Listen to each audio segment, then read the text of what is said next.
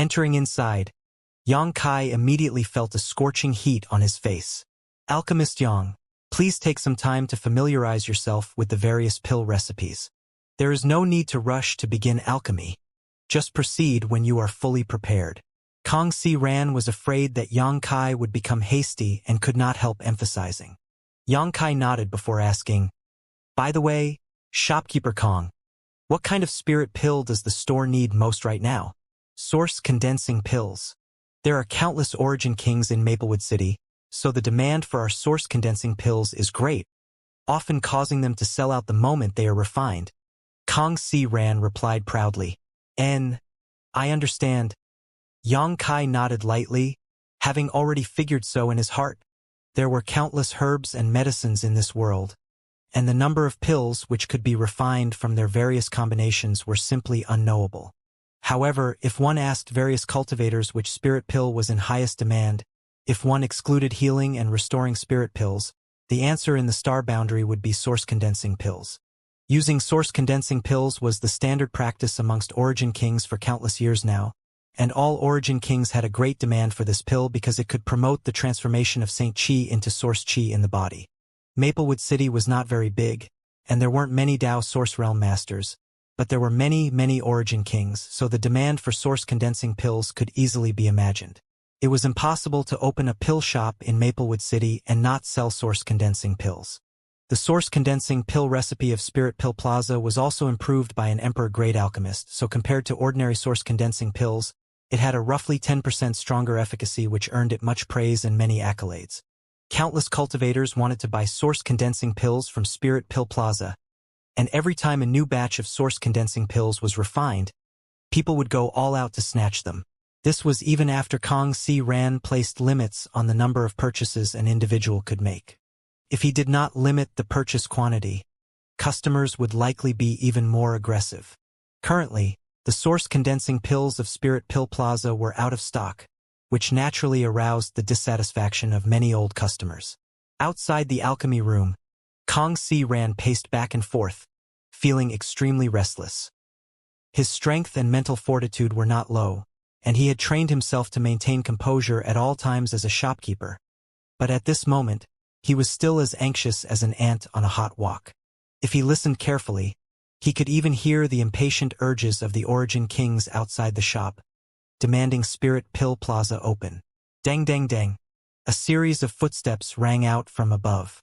Kong Si Ran did not even need to look up to know it was one of the shop hands who had raced over, stopping his pacing, before the shop hand could even speak. Kong Si Ran spat angrily. "Didn't I order you to comfort those customers? Why have you come down here again?" "Shopkeeper Kong, the situation is growing out of control.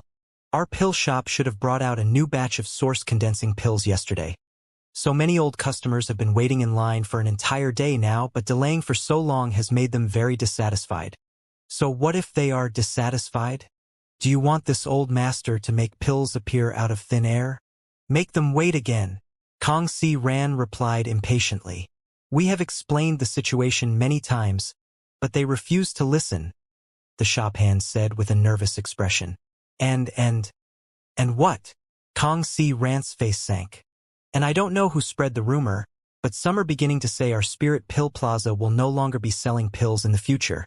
So some customers lost patience and left already," the shop hand replied quietly.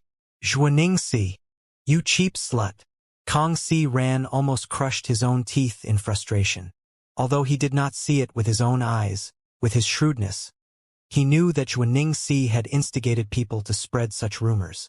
Naturally, this vicious woman would not miss this opportunity to add insult to injury, hoping she could close down Spirit Pill Plaza even one day sooner. Although enraged, Kong Si Ran was really helpless. If a new batch of source condensing pills was now brought out for sale in short order, the customers who did not know the truth would most likely believe those rumors, and many of them would leave, dealing a huge blow to Spirit Pill Plaza. But in this situation, what could Kong Si Ran do?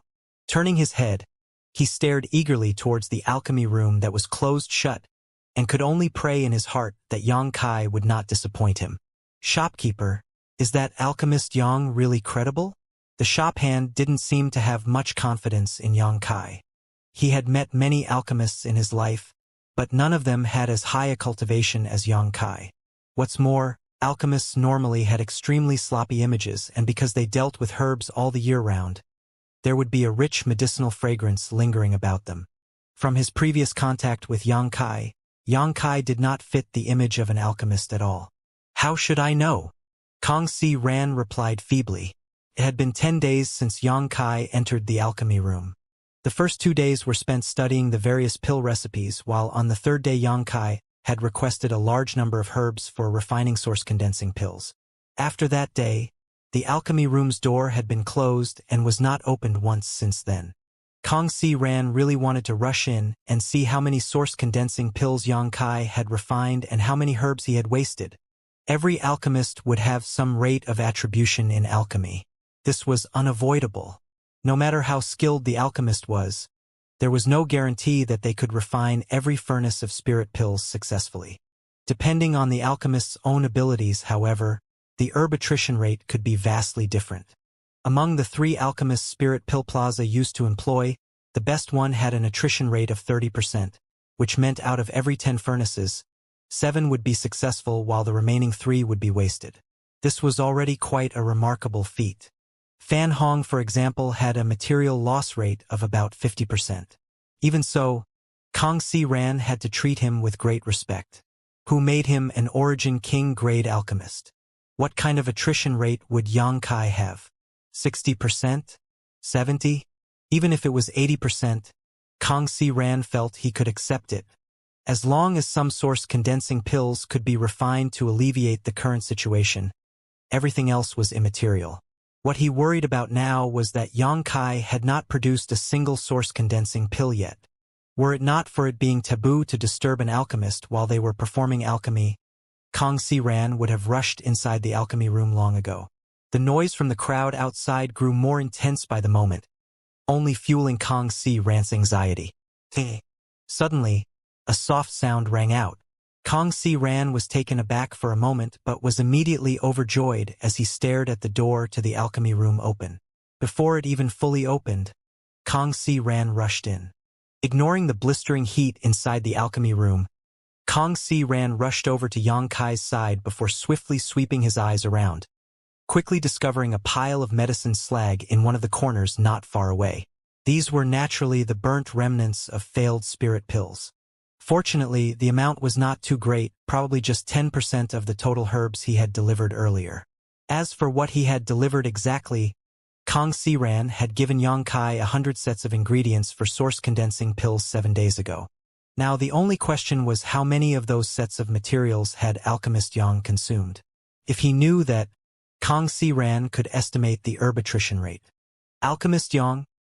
Kong Si Ran forced a smile onto his face, cupped his fists, and asked, "Have you refined the requested spirit pills?" They're all here." Yang Kai stretched out his hand and waved, producing more than 30 jade bottles from his space ring. Seeing this scene, Kong Si Ran could not help drawing a sharp breath as he stared at the jade bottles on the ground stupidly, his whole body frozen in shock. Yang Kai looked at him in amazement and called out, "Shopkeeper Kong?" Only then did Kong Si Ran recover, twist his stiff neck, and stare at Yang Kai. "Alchemist Yang, are these all source condensing pills?" "Of course. Shopkeeper Kong can check them if he wants." Hearing what he said, Kong Si Ran did not hesitate anymore, stretched out his hand, swept up a few of the jade bottles, and began uncapping them one by one, discovering that the contents were really all source condensing pills with pure colored exteriors and fragrant aromas. Each bottle had 10 pills, and there were more than 30 bottles here, which meant there were at least 300 source condensing pills. This number appeared in Kong Si Ran's mind and pounded down on his brain like a hammer, making him dizzy and unable to think. How could this be? How is this possible? Is this all a dream? In just 7 days, one person had refined more than 300 source condensing pills. That was equivalent to the results all 3 alchemists Spirit Pill Plaza had employed before could produce. Was Yang Kai more competent than all 3 of those alchemists put together? Kong Si Ran completely lost his ability to think and was unable to regain his composure for a long time. Everything in front of him subverted his understanding of common sense. Seeing this scene, Yang Kai could not help cursing in his heart. It seemed he had still taken out too many. If he had known earlier, he would have pocketed another 100 for himself. Refining source condensing pills was actually not difficult for Yang Kai. After all, it was only an Origin King grade mid-rank spirit pill, while Yang Kai had been capable of refining Origin King grade high-rank pills for quite some time. It was just that he had never refined this particular spirit pill before, as he lacked the appropriate recipe. As such, after a few initial failures, things had progressed smoothly. The number of pills he could produce per furnace was also gradually improving. At first, he could only refine 2 or 3 pills from a single set of materials, but as time passed, condensing 4 or 5 per furnace became the norm. Out of the 100 sets of materials, Yang Kai had refined almost all of them into pills successfully, so he wound up with roughly 400 finished pills. Yang Kai secretly pocketed 100 spirit pills, so his performance did not look so shocking. But now, it seems that there would have been no problem with him pocketing 200. He needed source condensing pills himself, and a large amount of them at that. Even if he could not use them all up, he could still sell them. There was no need to worry about finding a customer for source condensing pills. Kong Si Ran's expression, which was a mix of joy and shock, annoyed Yang Kai greatly. But, fortunately, he had kept all the source condensing pills which formed pill veins for himself, which was a small comfort. After a long time, Kong Si Ran let out a burst of slightly awkward laughter. Yang Kai seemed to understand Kong Si Ran's mood a bit, so he remained silent. After all, Kong Si Ran had not expected Yang Kai's performance to be so outstanding. A one-time refinement had actually resulted in the same number of pills, if not more than all 3 of the alchemists he had hired before. Kong Si Ran had originally only prayed that Yang Kai wouldn't waste too many herbs, so this result was a huge surprise. The violent ups and downs his emotions had experienced these past few days made it impossible for Kong Si Ran to restrain the joy in his heart or express it properly, so he could only let out this feeble laughter. How is that possible? Old Ghost Kong actually brought out more than 30 bottles of source condensing pills? Are you sure? Inside Pill Pavilion, Zhuaning Si's pretty face was extremely gloomy as she stared at the First Order Origin King in front of her and questioned. The short and chubby cultivator nodded hurriedly. Subordinate is certain. Those 30 bottles of spirit pills were indeed all source condensing pills. Once they were taken out, they were snatched up by all the customers rapidly. Subordinate was only able to obtain 3 pills after exerting all his effort before returning as promptly as possible. Saying so, he respectfully took out a jade bottle containing 3 spirit pills and presented it to Zhuaning Si. Because the source condensing pills of Spirit Pill Plaza were so popular, Kong Si Ran had stipulated that all customers could only buy 3 of them at once. 3 source condensing pills were enough for one Origin King Realm cultivator to use between 10 days to half a month. Once a cultivator had used up their supply, they would need to return to Spirit Pill Plaza to purchase more source condensing pills. This selling method was also an important reason why Spirit Pill Plaza's source condensing pills were so popular. Because of the tight supply of source condensing pill, this kind of spirit pill also appeared on the black market of Maplewood City frequently, and although the price was often more than 20% higher there, they were still snatched up immediately. Many Origin Kings did not care about the extra 20% charge, as they were more concerned about converting their Saint Chi to Source Chi as soon as possible. They're really source condensing pills? Zhuaning Si poured out the 3 spirit pills and furrowed her brow even further. Shopkeeper, were these spirit pills refined by that man named Yang Kai? The chunky cultivator asked. Zhuaning Si snorted coldly. Do you think he is capable of refining so many spirit pills in just 10 days? What kind of alchemy grandmaster do you think he is? Even an average Dao source-grade alchemist would not have such ability. It is as the shopkeeper says, this subordinate was mistaken. The short and fat cultivator thought about it and quickly agreed. Although he was not an alchemist himself, he still knew about how spirit pills were refined and how many pills would come out per furnace, as well as how many pills one alchemist could refine in such a limited time. Even if there was technically enough time to refine more than 300 spirit pills in 10 days, doing so would be impossible because of the consumption of strength required. It seems old Ghost Kong still had some hidden inventory. Xianxia muttered thoughtfully. That old dog is really not easy to deal with. What shall we do then? Subordinate has heard that Violet Source Chamber of Commerce has already dispatched 2 alchemists to Maplewood City, and they will arrive within 2 months. If we cannot force Spirit Pill Plaza to close down within that time, we will lose this chance. Xianxia heard these words and gently nodded, a cold murderous intent flashing across her pair of beautiful eyes. When this murderous intent bloomed, the chubby cultivator couldn't help shuddering slightly. Go keep watch over Spirit Pill Plaza. If there are any disturbances, report to me immediately. Xianxia waved her hand. Yes. After the fat cultivator left, Xianxia picked up one of the source condensing pills again with a puzzled expression. Sniffing and observing it carefully for a time, she could not help whispering, "Strange. This pill doesn't look like it has been stored for a long time. Rather, it looks freshly refined." She had noticed this almost immediately. After all, although Xianxia was not an alchemist, she dealt with spirit pills all year round. The 3 spirit pills had a radiant luster to them and bright, pure colors, indicating their quality was quite high. What concerned Xianxia the most, though, was that these spirit pills seemed to have been refined recently. Could these really be from that alchemist named Xianxia? As soon as she had this thought, though, Xianxia rejected it. No matter what, she did not dare to believe that one person could refine so many spirit pills in such a short period of time. She would rather believe that these were hidden away by old Ghost Kong some time ago in preparation for an emergency and just now taken out. After pondering for a moment, she stretched out her slender jade fingers and tossed one of the spirit pills into her mouth, swallowing it down before beginning to refine the medicinal efficacies. She had reached the pinnacle of the Origin King realm, and all of her Saint Chi had been transformed into Source Chi already. So she didn't need the assistance of source condensing pills anymore. She only did this to test the medicinal efficacies of these spirit pill. Initially, Xianxia's expression was completely normal, but as time passed and the medicinal efficacies surged through her body, her face changed slightly. Opening her beautiful eyes, she called out in alarm, "This is?" She discovered that the medicinal power contained in this source condensing pill was actually stronger than the source condensing pills previously sold by Spirit Pill Plaza. Although this increase was quite subtle, hardly noticeable, it was nonetheless there. Did old Ghost Kong ask some grandmaster to improve the pill recipe? Xianxia suddenly thought of a possibility. The source condensing pill recipe that Spirit Pill Plaza used was something Xianxia was extremely envious of, and also the main reason she had not hesitated to poach the 3 alchemists from her opponent.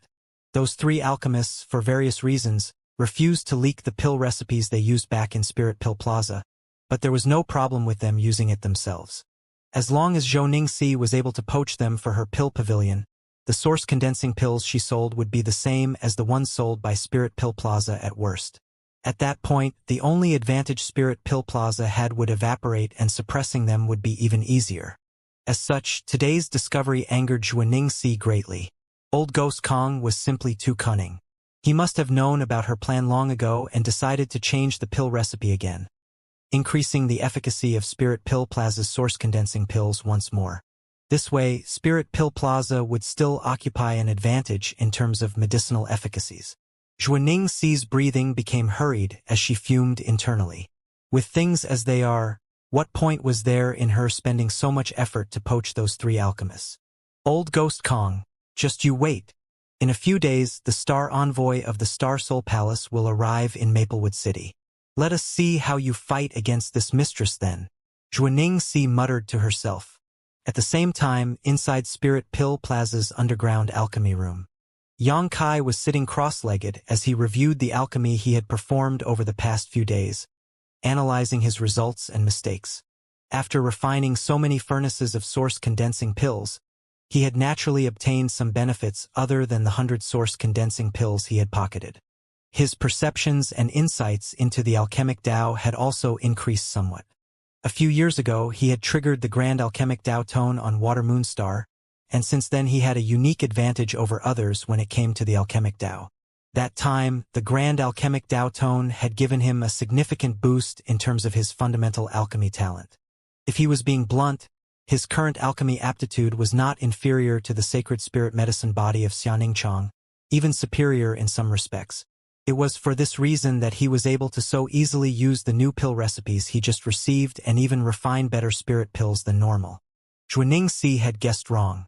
The source condensing pill recipe of Spirit Pill Plaza had not changed. What was different was that when Yang Kai refined pills, the medicinal liquid he condensed was far purer, so the end products had slightly better efficacy. And this was only the beginning. Yang Kai believed that as he refined more spirit pills, the quality of pill he could produce would only continue to increase. Kong Siran had delivered Yang Kai another 100 sets of source condensing pill materials, but had also insisted that Yang Kai take a few more days to rest before refining any more. He was far more concerned about Yang Kai's physical condition than Yang Kai was himself. Now, inside Spirit Pill Plaza, Yang Kai was the only available alchemist, but he was as good as the 3 previous alchemists combined, so how could Kong Siran possibly show any neglect? After taking the 300 or so source condensing pills that day, Kong Siran's attitude towards Yang Kai became even friendlier and more respectful, to the point where he was willing to accept any request Yang Kai made. Having said that, Yang Kai did not really seem to have any special requests. Right now, Yang Kai was digesting the alchemy insights he gained over the past few days, while using source condensing pills to transform his own body's power. A few days passed in a hurry before Yang Kai once again began refining pills. 100 sets of materials were divided up and prepared as Yang Kai sat solemnly in front of his purple origin furnace. Conflagrated spiritual energy burst from his knowledge sea to heat the furnace as he placed the various herbs into it, using his powerful divine sense to burn away the impurities while condensing medicinal liquid. Simultaneously, he portrayed one auxiliary spirit array after another to enhance the refinement process. Yang Kai's movements were light, fluid, and extremely skillful, without the slightest stiffness, while his mastery of heat would make even an emperor-grade alchemist nod in approval. The improvement of his innate talent had made alchemy even easier for Yang Kai. Refining pills was now akin to eating and drinking, a near instinctual task to him. He clearly knew when to portray what kind of spirit array, which kind of spirit array would work best, and what level of heat various herbs should be subjected to in order to best refine them. When alchemy became natural, failure became something that required conscious effort. Supplemented by his powerful conflagrated knowledge sea, a natural advantage all alchemists dreamed of, Yang Kai had already walked far ahead of many masters on the alchemic Tao. All of this was despite him not putting much time and effort into this profession. The Tao was a long and dark road, one that was all but impossible to see far ahead on, and only a few lucky individuals could traverse smoothly. Yang Kai was one of these lucky few. As pill fragrance began to diffuse, Yang Kai's expression became more focused, not taking any refinement lightly because of his own skill, instead taking things even more seriously. Inside the purple origin furnace, various medicinal liquids blended together and underwent a magical transformation under the manipulations of various spirit arrays and Yang Kai's conflagrated spiritual energy. When the pill fragrance reached a certain concentration, Yang Kai's hands suddenly moved. Forming a series of mysterious seals with both his hands, he sent a subtle but profound stream of light into the purple origin furnace, one that swiftly formed a strange pattern before disappearing. An ancient and desolate aura suddenly permeated the air, one that did not seem to belong to the current era and was clearly evoked by Yang Kai's movements, however. Despite this, the method Yang Kai was using seemed to perfectly coincide with the alchemic Tao and contained an infinite mystery. While using this technique, Yang Kai's qi and spiritual energy flooded out in a great torrent and were consumed rapidly. 9 Heavens Profound Pill Method. This was an extremely profound pill condensing technique, an art which had no use in cultivation but was extremely important for alchemists when they were condensing pills. There were countless ways and methods to condense pills in this world, and each one had its own advantages. Grandmasters who had competed with Yang Kai in Water Sky City once, used his own Red Lotus Divine Hands method to condense pills, a method which many alchemists from Yang Kai's native star field drooled over. In the True Alchemy Enlightenment scripture, there was also an extremely advanced pill condensing method that Yang Kai had once studied. However, this 9 Heavens Profound Pill method was not from the True Alchemy Enlightenment scripture, but rather came directly from the Grand Alchemic Tao Tone. As the last moment of the contest between Yang Kai and Zhuode that day, he had received this pill condensing technique from the Grand Alchemic Tao Tone. That pill condensing technique was the prototype of the Nine Heavens Profound Pill method and was the culmination of all Yang Kai's knowledge and comprehension of the alchemic Tao. With the aid of the Grand Alchemic Tao Tone, an omnipotent and omnipresent manifestation of the heavenly way, Yang Kai had managed to comprehend this pill condensing technique. As such, the Nine Heavens Profound Pill method could essentially be regarded as a crystallization of the alchemic Tao and heavenly way. The heavens worked in mysterious ways, and only those who were predestined could realize something from it directly, but the benefits of doing so were unimaginable. Yang Kai's Nine Heavens Profound Pill method was a product of the heavenly way itself, one he was only able to spy upon by coincidence. Even if he wanted to teach this technique to others, it would be impossible as it was imparted specifically to him and created for him by the Grand Alchemic Tao Tone. At that time, Yang Kai felt that this pill condensing technique was extremely abstruse and mysterious, not something he could achieve mastery of in a short time. Now looking at it, its difficulty makes sense. After all, the Nine Heavens Profound Pill method, which Yang Kai had obtained in his native star field, was still considered an extremely high-end technique in the star boundary. Every furnace of pills he refined, Yang Kai used the Nine Heavens Profound Pill method to condense. At this moment, it was once more time to condense the spirit pills. As Yang Kai began using the Nine Heavens Profound Pill method, the pill fragrance inside the alchemy room became more and more intense, and once a certain critical limit had been reached, a popping sound rang out from the purple origin furnace. Realizing that the time had come, Yang Kai reached out and patted the purple origin furnace, causing the lid to fly off and 6 small spirit pills to shoot out. Yang Kai took out a pre-prepared jade bottle immediately and stuffed these pills inside it. Only 6. Yang Kai frowned slightly, seemingly a little dissatisfied. Theoretically speaking, one set of source condensing pill materials could be condensed into 9 pills, which was also the absolute limit of a single batch of spirit pills. Although Yang Kai had excellent alchemy aptitude and a unique pill condensing technique like the Nine Heavens Profound Pill method, he was still just an Origin King grade high-rank alchemist in the end, so condensing 6 pills at once was his limit. 9 was perfection, so he was 3 pills short. However, this was already quite remarkable. Few alchemists could condense the maximum number of spirit pills per furnace, and all who could were grandmasters whose names echoed across the entire star boundary. Even for those grandmasters, though, there were times when things went wrong, so it was impossible for them to always achieve success. 6 was a number impossible to reach for most ordinary Tao source-grade alchemists, so Yang Kai being able to accomplish this was mostly thanks to his Nine Heavens Profound Pill method. This was also why alchemists would fight and even kill to obtain excellent pill condensing techniques, because a superb pill condensing technique meant that they could refine more pills per furnace, in essence saving materials, time, and energy.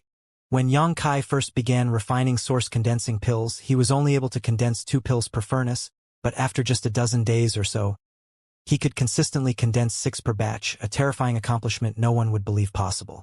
Although it seemed that he was not far from the limit of 9, sometimes taking even a single step forward was all but impossible. In order to reach the upper limit, Yang Kai would require an enormous amount of practice and experience. Yang Kai spent 7 days consuming all 100 sets of materials. As usual, he deliberately failed to refine more than a dozen furnaces to avoid Kang Si Ran having doubts. In fact, according to his current skill, even if Yang Kai closed his eyes and only half paid attention, he could still successfully refine a furnace of source condensing pills. When Kang Si Ran received the summons to pick up the finished pills, his whole being exuded an aura of excitement and happiness.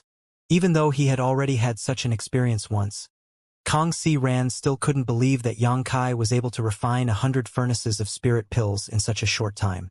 In terms of quantity, there was almost no difference from the previous time, 300 pieces.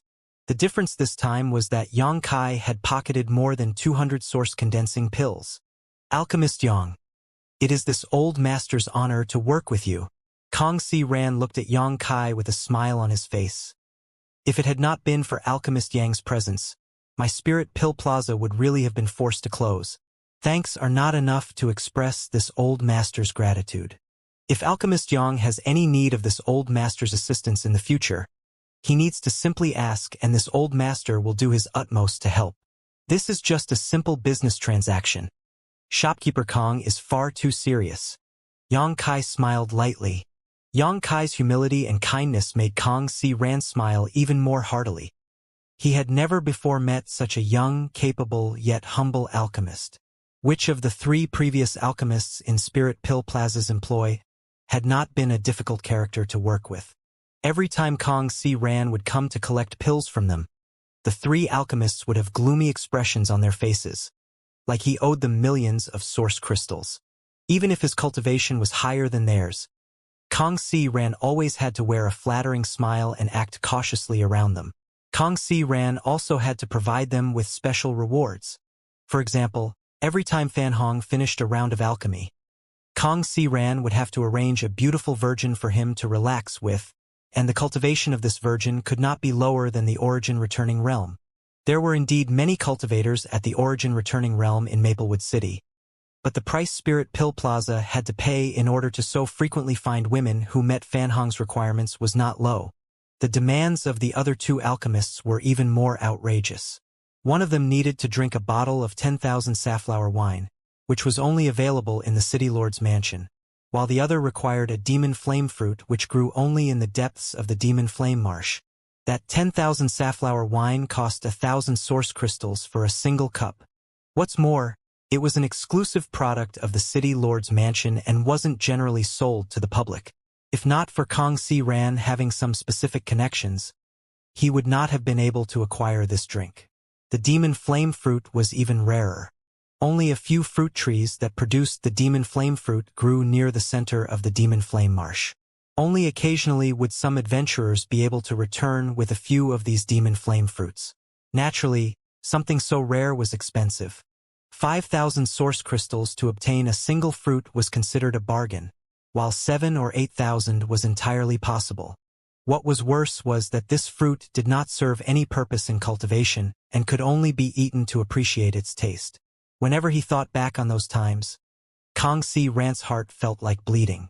What's more, this alchemist Yang was not only friendly, he also had no strange extra conditions. Just a few pill recipes were enough to satisfy him. Compared to Yang Kai, with his noble and righteous character, those other 3 alchemists were simply trash. Now, those 3 alchemists were that cheap slut Zhuaningxi's problem to deal with. Thinking this way, Kong Si Ran's mood was bolstered greatly. Alchemist Yang, would you like to rest for a few more days? With the source condensing pills you have provided this time, Spirit Pill Plaza won't need to worry about supply for at least half a month. Kong Si Ran saw Yang Kai working so hard and felt quite moved, so he took the initiative to make such a proposal. Oh? If there are enough source condensing pills, are there perhaps other spirit pills that need to be refined? Yang Kai asked. Kong Si Ran chuckled. The demand for other spirit pills isn't very large, so this old master has some in stock still. Please take a rest, Alchemist Yang. There's no need for you to overwork yourself. All right, I'll take a rest for a few days. Yang Kai thought for a while before nodding. That would be best. By the way, Alchemist Yang only came to Maplewood City recently, yes? Would you like to accompany this old master tomorrow? Where to? Yang Kai looked at Kong Si Ran curiously. Kong Si Ran smiled slightly and said, Actually, a star envoy has come from Star Soul Palace and is now staying in the City Lord's mansion. This old master was fortunate enough to be invited to accompany Sir Star Envoy tomorrow on his mission, and has been allowed to bring one person with him. A star envoy from Star Soul Palace? Yang Kai raised his brow. Seeing his expression, Kong Si Ran secretly breathed a sigh of relief. Fortunately, Yang Kai wasn't so ignorant and uninformed that he didn't even know about Star Soul Palace. After all, this was the overlord of the entire Southern Territory, the sect where Bright Moon Great Emperor assumed command. Bright Moon Great Emperor was one of the 10 Great Emperors. As the representative of Star Soul Palace, any star envoy was obviously highly respected. Why would a star envoy from Star Soul Palace come to Maplewood City? Yang Kai frowned. After all, Maplewood City was not prosperous enough to attract the attention of such a character. But soon, Yang Kai seemed to understand. Is it because of Clear Jade Mountain? Indeed, Kang Si Ran nodded and said, a Luan Feng appeared at Clear Jade Mountain. So during this time, many foreign masters have come to visit Maplewood City in order to investigate Clear Jade Mountain. Alchemist Yang, you have been busy with alchemy here day and night, so it's understandable you don't know what's happening outside. Sir Star Envoy coming here is naturally because of that Luan Feng. Otherwise, how could a tiny Maplewood City attract so many masters? Who else has come? Yang Kai suddenly became curious. Yang Kai was not one for gossip, but the movements of the various great forces of the Southern Territory was of interest to him. Hearing this question, Kang Si Ran explained everything he knew. The news of the Luan Feng's appearance spread very quickly, so most of the top sects from the Southern Territory have sent representatives. This old master knows that Heavenly Martial Holy Land, Orthodoxy Temple, and Azure Sun Temple have sent elders. In addition, it seems that our Violet Source Chamber of Commerce and Seven Glories Chamber of Commerce have dispatched masters. However, this old master is only responsible for running a small business, so he was not notified of who the Chamber of Commerce was sending, Kang Si Ran said without hesitation. There are also countless small and medium-sized great forces who have sent their own envoys. The current Maplewood City is a gathering of dragons and tigers. Do they want to track that Luan Feng's whereabouts? Yang Kai looked stunned. Naturally not. Kang Si Ran laughed in surprise. That Luan Feng is an ancient divine spirit, an existence even the 10 great emperors might not be able to take down on their own. So who would dare try to trace its whereabouts? It is just, after all, it was a divine spirit that appeared, so it has attracted much attention. Moreover, all the great forces knew that trying to trace her would yield no results, but they could not just ignore her either. Most sects have not deployed their top-level powerhouses, but instead sent out some personnel to make an appearance, while also sending some of their promising youths in order for them to gain some life experience. So that's how it is. Although our Spirit Pill Plaza is nothing worthy of note, it is still the property of Violet Source Chamber of Commerce and a business that Sir City Lord has taken good care of. So this time, in order to welcome and accompany Sir Star Envoy, this old master was added to the invitee list. Is Alchemist Yang interested in traveling together to see the place where the divine spirit appeared in Clear Jade Mountain? This old master has heard that the black flames there are still burning and that not even Dao Source Realm cultivators can enter too deep. However, even from the outskirts, it would be a chance to expand one's horizons, and if one is able to comprehend anything from those world-extinguishing black flames, it would be a great profit. I've already deeply experienced those black flames. Yang Kai thought to himself. When that Luan Feng first appeared, Yang Kai was in Clear Jade Mountain. It could be said that among the cultivators who were able to observe the Luan Feng up close and personal, only Yang Kai had survived. All the others had perished. As such, Yang Kai was naturally not interested in Kang Si Ran's proposal, and so he declined Kang Si Ran's invitation. Although shopkeeper Kang felt it was a pity, he did not say much. After all, not everyone was interested in showing their face to Sir Star Envoy in hopes of somehow currying favor with him. Everyone had their own ambitions and preferences, so Kang Si Ran didn't force the issue. Kang Si Ran even somewhat admired Yang Kai's free and easy disposition, so he simply encouraged him to take a few days to rest before taking his leave. Yang Kai cleaned himself up and then left Spirit Pill Plaza to return to the secluded home he had rented in Maplewood City.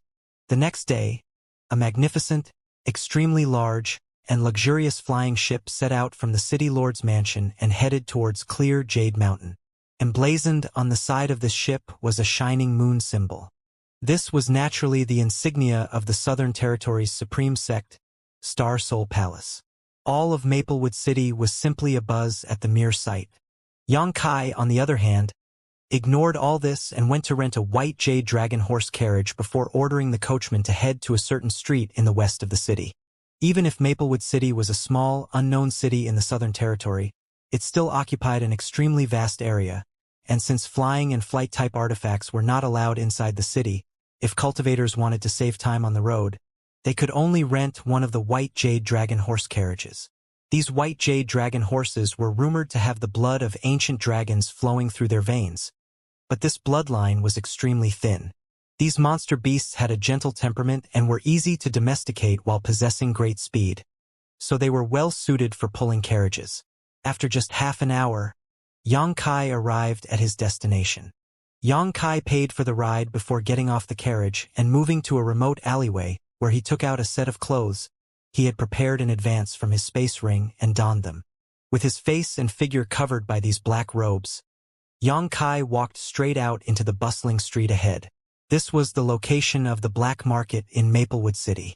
Although he had not been in Maplewood City for long, Xianxia had already inquired about the existence of this black market.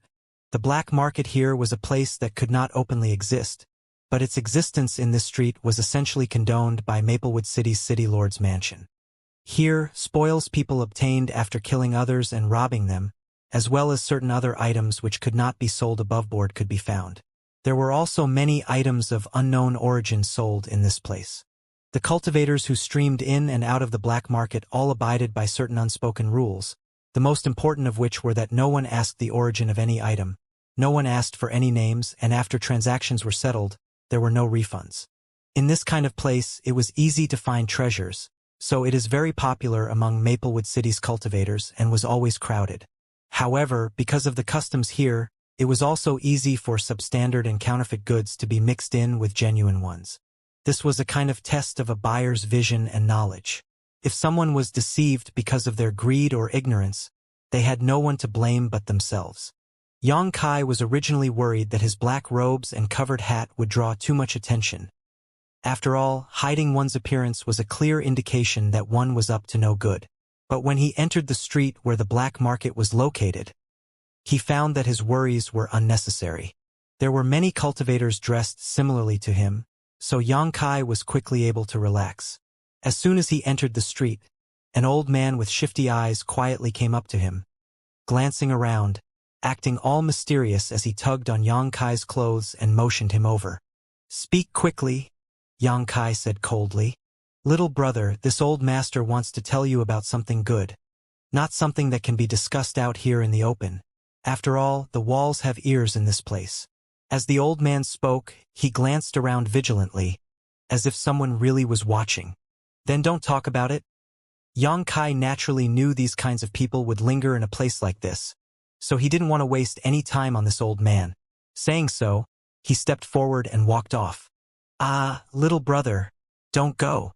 The old man hurriedly caught up and blocked Xianxia's path, gritting his teeth as he said, "All right, little brother seems to be a busy man, so this old master won't waste your time.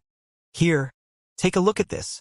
Saying so, he took out a crumpled piece of animal skin from his chest pocket. This animal skin looked very old and was clearly made from some kind of monster beast leather. Some subtle energy fluctuations were coming from this animal skin, and a series of complex lines crisscrossed its surface, making it look extremely profound. The old man showed the animal skin paper to Xianxia quickly before hiding it away in the next instant, speaking with some slight grief in his tone. "This old master will speak frankly. This is a hidden treasure map that has been passed down through this old master's family for generations. This old master's ancestors once served heaven-devouring great emperor, and this treasure map leads to heaven-devouring great emperor's hidden treasury. This old master's strength is weak, however, so he is unable to make use of this map. Today, this old master was fortunate enough to see little brother and instantly knew he was a man of great destiny, one who would be worthy of obtaining this treasure map. What does little brother think? Will he purchase this map? Heaven-devouring great emperor?" Xianxia raised his brow. The great emperor who cultivated the heaven-devouring battle law? Who else but him?" The old man looked at Xianxia with joy. "It turns out that little brother even knows about the heaven-devouring battle law. That is a peak-level secret art that is not tolerated by heaven and earth. Speaking truthfully, this secret art is very likely inside the hidden treasury.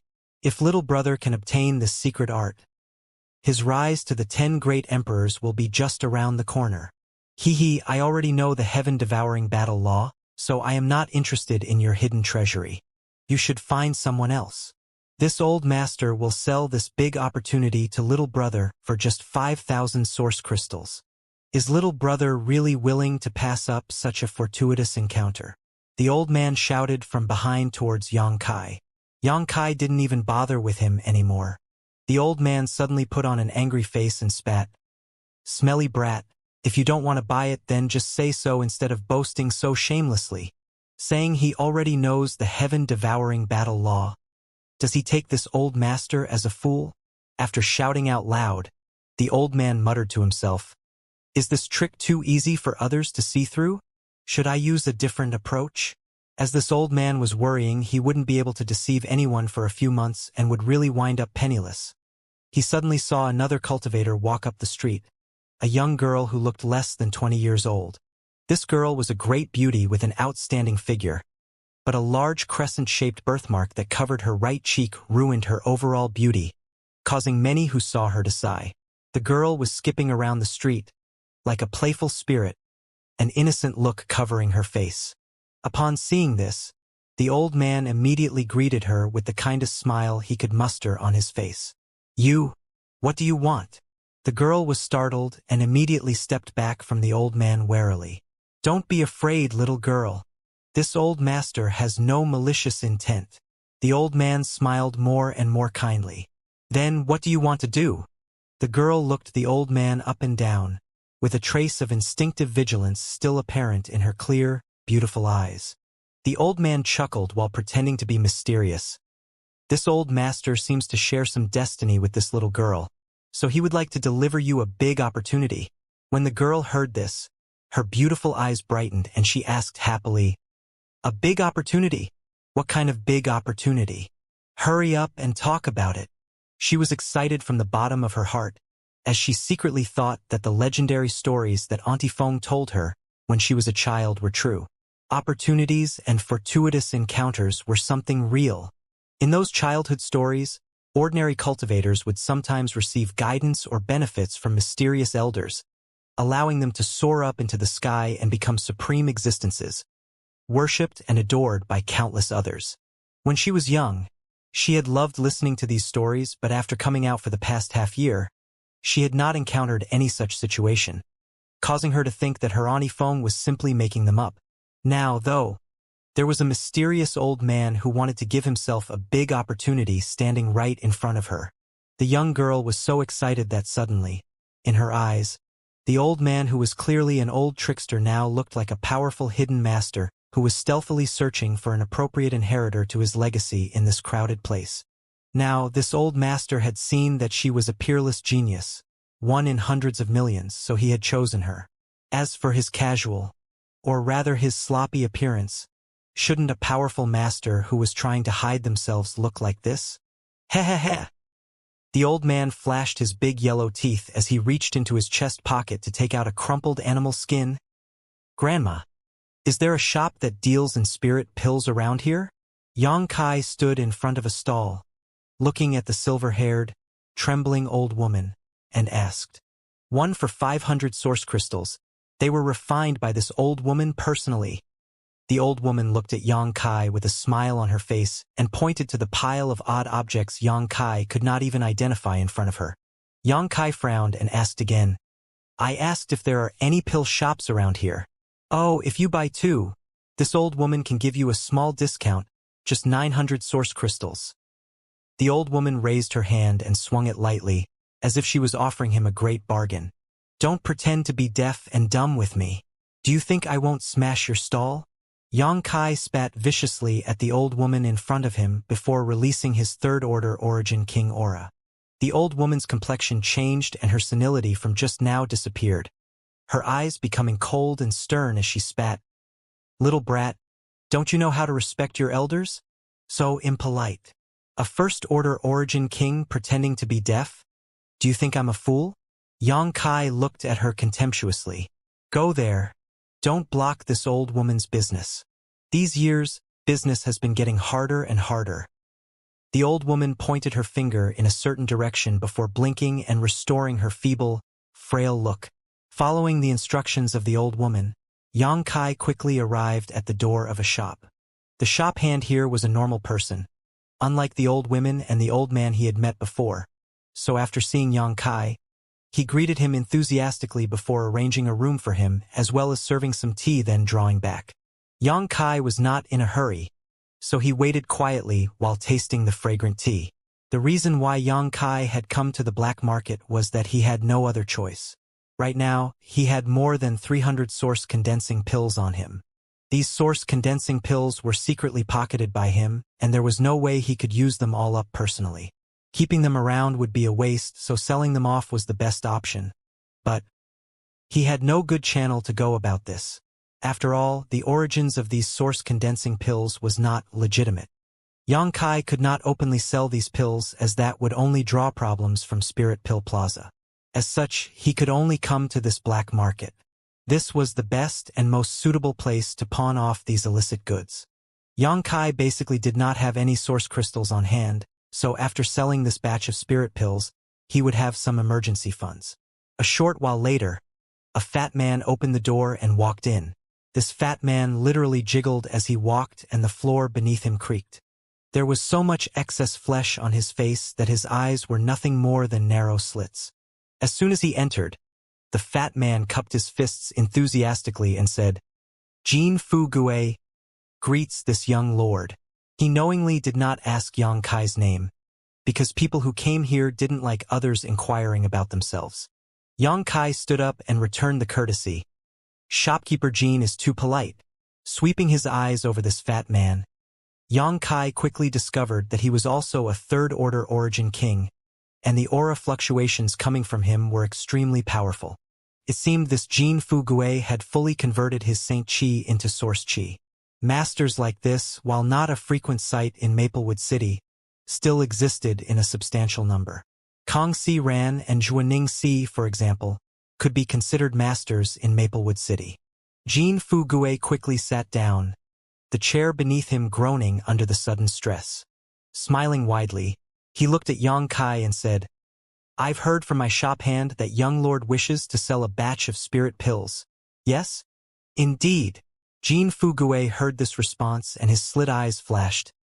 "Dare I ask what kind of spirit pills young lord wishes to sell?" This Jin is a well-known figure in Maplewood City, so young lord can rest assured that this Jin will offer a fair price and will never reveal any information about their origin. Shopkeeper Jin saying so puts me at ease. Yang Kai nodded, reached out, and took out a bottle from his space ring before pushing it over to Jin Fu Gue and saying, "Shopkeeper Jin should see for himself what type of spirit pill I have come to sell." Jin Fu Gue nodded to Yang Kai before picking up the jade bottle and uncapping it. The next moment, Jin Fu Gue could not help raising his brow and muttering in some pleasant surprise, "Source condensing pills?" Source condensing pills were always in short supply, especially on the black market.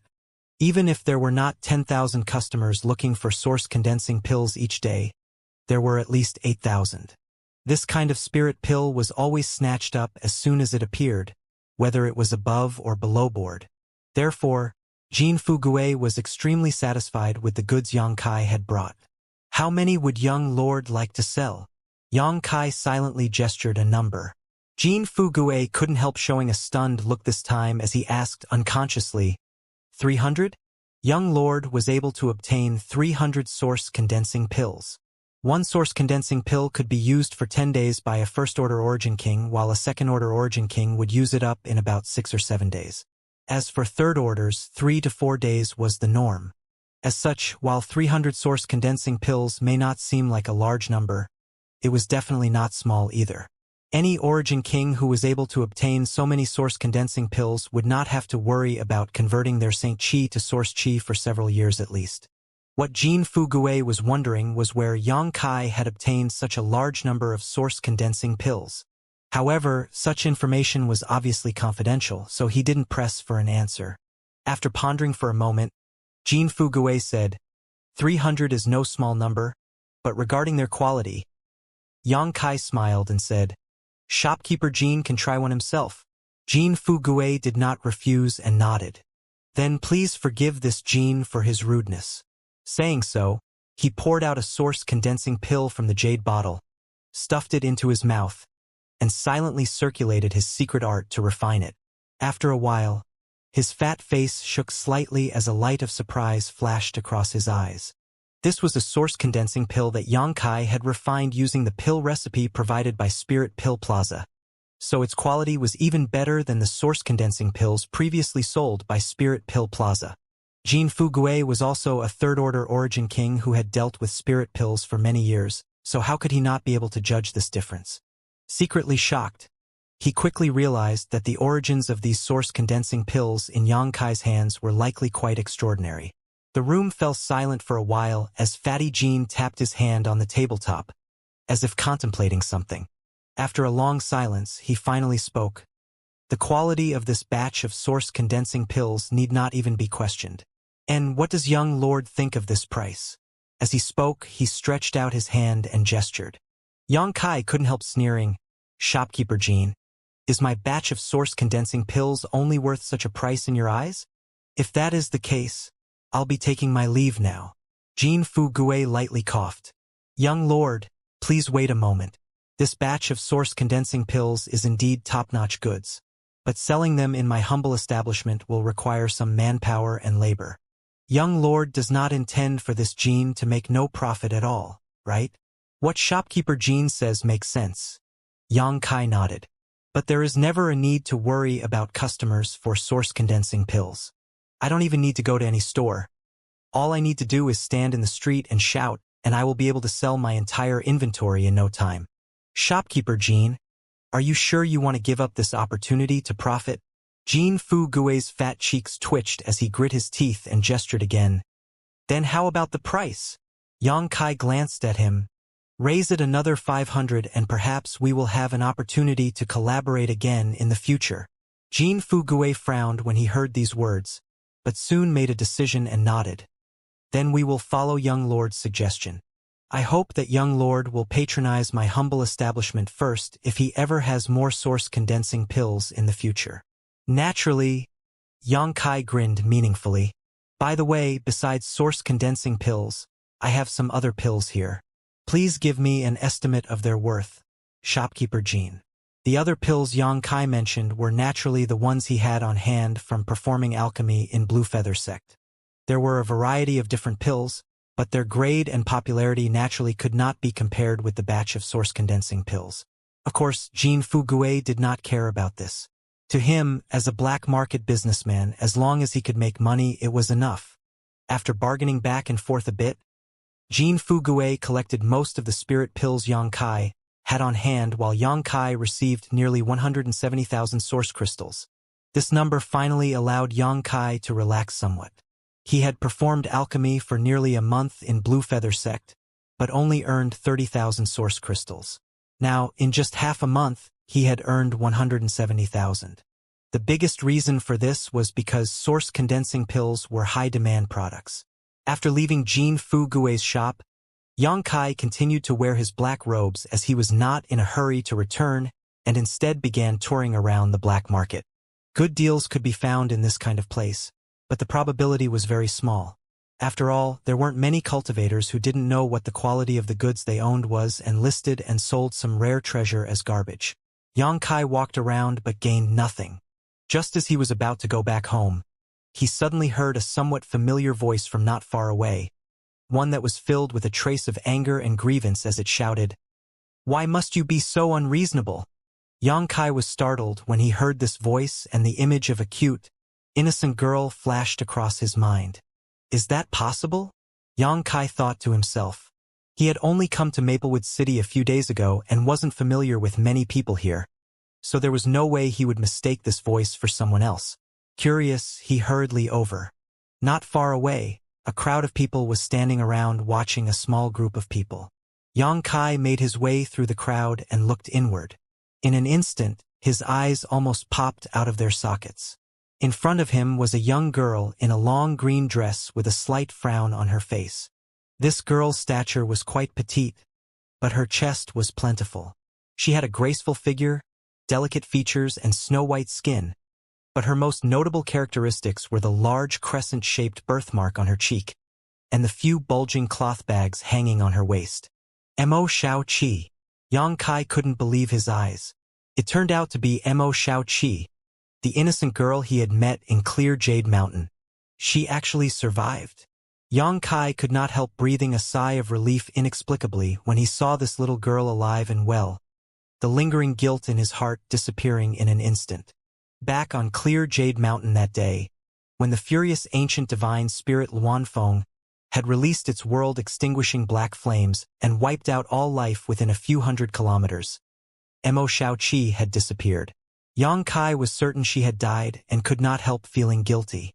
If he was close enough to Mo Xiaoqi, he could have pulled her into the sealed world bead to escape before she was burnt to ashes. Just because of some discomfort he felt around her, Yang Kai allowed this innocent girl to be killed under the Luanfeng's anger. At that time, Yang Kai indeed felt a little guilty. Although he and Mo Xiaoqi weren't familiar with one another, his impression of her was still quite good. There were very few girls like Mo Xiaoqi in this world. Seeing her again now, while Yang Kai was delighted, he was also quite curious about how she managed to escape at that time. After all, the Luanfeng's indiscriminate attack was simply too terrifying. If it were not for his sealed world bead, Yang Kai was certain he too would have died that day. However, when he thought carefully about how the origins of this girl were extremely mysterious and about her dazzling array of high-end artifacts, perhaps she had an extremely powerful artifact that had somehow allowed her to escape that crisis. Thinking so, Yang Kai's evaluation of Mo Xiaoqi rose even higher. After all, an artifact that could withstand the furious attack of a Luanfeng needed to be at least Emperor grade. Mo Xiaoqi being able to possess an Emperor artifact proved that her background was simply unimaginable. However, at this moment, this young girl with such a strong background was once again involved in trouble. Opposite her, a group of cultivators stood around a young man like stars surrounding a bright moon. This young man had a jade-carved face and a suave appearance, but his pair of wicked eyes kept sweeping over Mo Xiaoqi unscrupulously, lingering quite a bit on her full peaks that could draw the attention of any man. However, when his gaze shifted to Mo Xiaoqi's face, he could not help flashing a regretful expression, as if he hated the unfairness of the heavens and was about to shed tears of blood. "Why are you being so unreasonable? I saw this thing first and even paid for it, so why should I give it to you?" Mo Xiaoqi was holding something behind her back, facing off against a group of a dozen men without the slightest fear. "Girl, there are some things beyond your control. Since my young lord is interested in this item, he must have it. We will pay you double the source crystals you bought it for, so please hand it over, and we can avoid any unpleasantness." On the other side, a man coldly snorted, and as he spoke, he intentionally released his aura in a threatening manner. "What would I need your source crystals for?" Mo Xiaoqi pursed her lips, turning her head to the elderly stall owner and saying, "Tell me, did I buy it from you first?" The old man could not help frowning as he glanced between Mo Xiaoqi and then dozen or so menacing men and awkwardly laughed. I guess. What do you mean, you guess?" Mo Xiaoqi looked at him in amazement. "Didn't I give you the source crystals already? I even gave you some extra as a sign of gratitude, but you didn't even thank me." The old man's mouth twitched as he fell silent. The young man, who had been surrounded by cultivators on the other side, suddenly chuckled and turned to the old seller. "Old man, how many source crystals did this girl pay you?" The old man's expression became embarrassed as he hesitated for a moment before stating, 8,000. 8,000 and not too many. This young lord will pay you 10,000, so why not sell that item to me?" The young man looked at the old man with a smile. 10,000. The old man was overjoyed when he heard this and nodded hurriedly. Good, good. After agreeing, he looked embarrassed again though. "But this thing has already been bought by this girl. So what? This is business. The one who offers the higher price wins." The young man smiled heartily and looked at Mo Xiaoqi. "Girl, you should understand clearly now. This young lord will buy this thing for 10,000 source crystals. Please hand it over. The higher price wins." Mo Xiaoqi grit her teeth angrily, and before the young man could finish, she shouted, "Good. Then I'll pay 20,000 for it." Hearing this, the old seller was both surprised and delighted, never having expected that one of his items would sell for such a high price. At the same time, he was a bit annoyed with himself. Since these two parties were willing to fight so vigorously over this item, clearly it was quite valuable, but he himself was unable to recognize it and had just sold it as an ordinary trinket. allowing others to pick up a bargain. The young man frowned, a ruthless expression appearing on his face as he shouted. This young lord will pay 30,000 then. You think you have more source crystals than this young lord? 50,000. Mo Xiaoqi threw out a number lightly, but they pounded down on the young man's head like a hammer, causing him to even shrink his neck slightly. The young man lost all patience at that moment and roared, "Girl, do you know who this young lord is? How dare you try to steal from me? I don't know who you are." Mo Xiaoqi looked at him with clear disgust. "Besides, aren't you the one trying to steal from me? You're a liar. Good, you little skank. It seems you will not regret unless you see your coffin. If so, this young lord will let you understand. I am Flying St. Palace's young palace master, Ning Yuancheng. If you understand your place now, hand over that thing and then scram. If you don't, heh. This young lord will make both you and that thing stay behind." Ning Yuancheng smiled deviously as he shot a malicious look towards Mo Xiaoqi. Flying St. Palace. He's Ning Yuancheng? That girl is in big trouble. After Ning Yuancheng's voice fell, before Mo Xiaoqi could even respond, the surrounding crowd began to whisper among themselves slightly. After all, while Flying St. Palace was not a first-class force in the Southern Territory and could not be mentioned in the same sentence as Heavenly Martial Holy Land, Orthodoxy Temple, or Azure Sun Temple, it still had some reputation and was far stronger than the forces around Maplewood City. As Flying St. Palace's young palace master, Ning Yuancheng's reputation was also not small. At least in the Southern Territory, he was a somewhat known figure. During this period of time, because of the appearance of a Luanfeng, many great forces had sent representatives to clear Jade Mountain to investigate the situation. Flying St. Palace was no exception, and the leader of its delegation was none other than young palace master Ning Yuancheng. However, after exploring clear Jade Mountain for some time and gaining nothing, Ning Yuancheng had decided to stop over in Maplewood City briefly, ultimately leading to this encounter in the black market. Ning Yuancheng had a smug expression on his face, thinking that after announcing his name and the great force behind him, this little woman who did not know the immensity of heaven and earth would bow down and apologize, perhaps even offering herself to him to garner his forgiveness. And, although this little girl has that ugly birthmark on her face, her figure is really outstanding, especially her chest. They'll be great fun to play with. Once it was night, after the clothes were removed and the lights were extinguished, what one's face looked like made no difference. Flying St. Palace? What is that? I've never heard of it. Mo Xiaoqi frowned slightly, a blank look on her face. Ning Yuancheng's proud expression instantly stiffened while the other Flying St. Palace cultivators wore gloomy faces. Bold! How dare you insult my St. Palace? Capture her. This young lord will let her know what Flying St. Palace is. Ning Yuancheng shouted with a fierce expression on his face. A dozen or so origin kings took action without hesitation. Maplewood City was a small, out-of-the-way town, whose city lord was only a second-order Dao Source Realm cultivator. As for the two Vice City lords, they were just first-order Dao sources, making for 3 Dao Source Realm masters in total, not a force Flying St. Palace needed to put in their eyes. What's more, this was the black market of Maplewood City, so even if violence was used, no one would dare raise any fuss. So what if the city lord's mansion investigated later? Would they dare oppose Flying St. Palace? Out of the dozen or so people who rushed out, 3 of them moved faster than the rest and arrived around Mo Xiaoqi in an instant, 2 of them reaching for her delicate shoulders while one patted his palm towards her lower abdomen. From their respective palms, power surged. They had been ordered by their young lord to capture Mo Xiaoqi, not to kill her, so they held back. The onlookers all exclaimed as they showed looks of pity. After all, a group of men were acting together to bully a little girl. Although this little girl was also clearly a third-order origin king, just the situation alone was enough to arouse the sympathy of others. Yang Kai also could not bear to watch what he knew was about to happen and turned his eyes aside. However, his pity was not aimed at Mo Xiaoqi, but rather at the Flying St. Palace cultivators who had attacked her.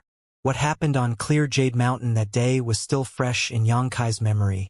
Even though he had cultivated the 5 elements indestructible sword tempering art and had a physique many times more powerful than cultivators in his realm, His hand had been bloodied when he touched Mo Xiaoqi, so what fate awaited these three was quite obvious to him.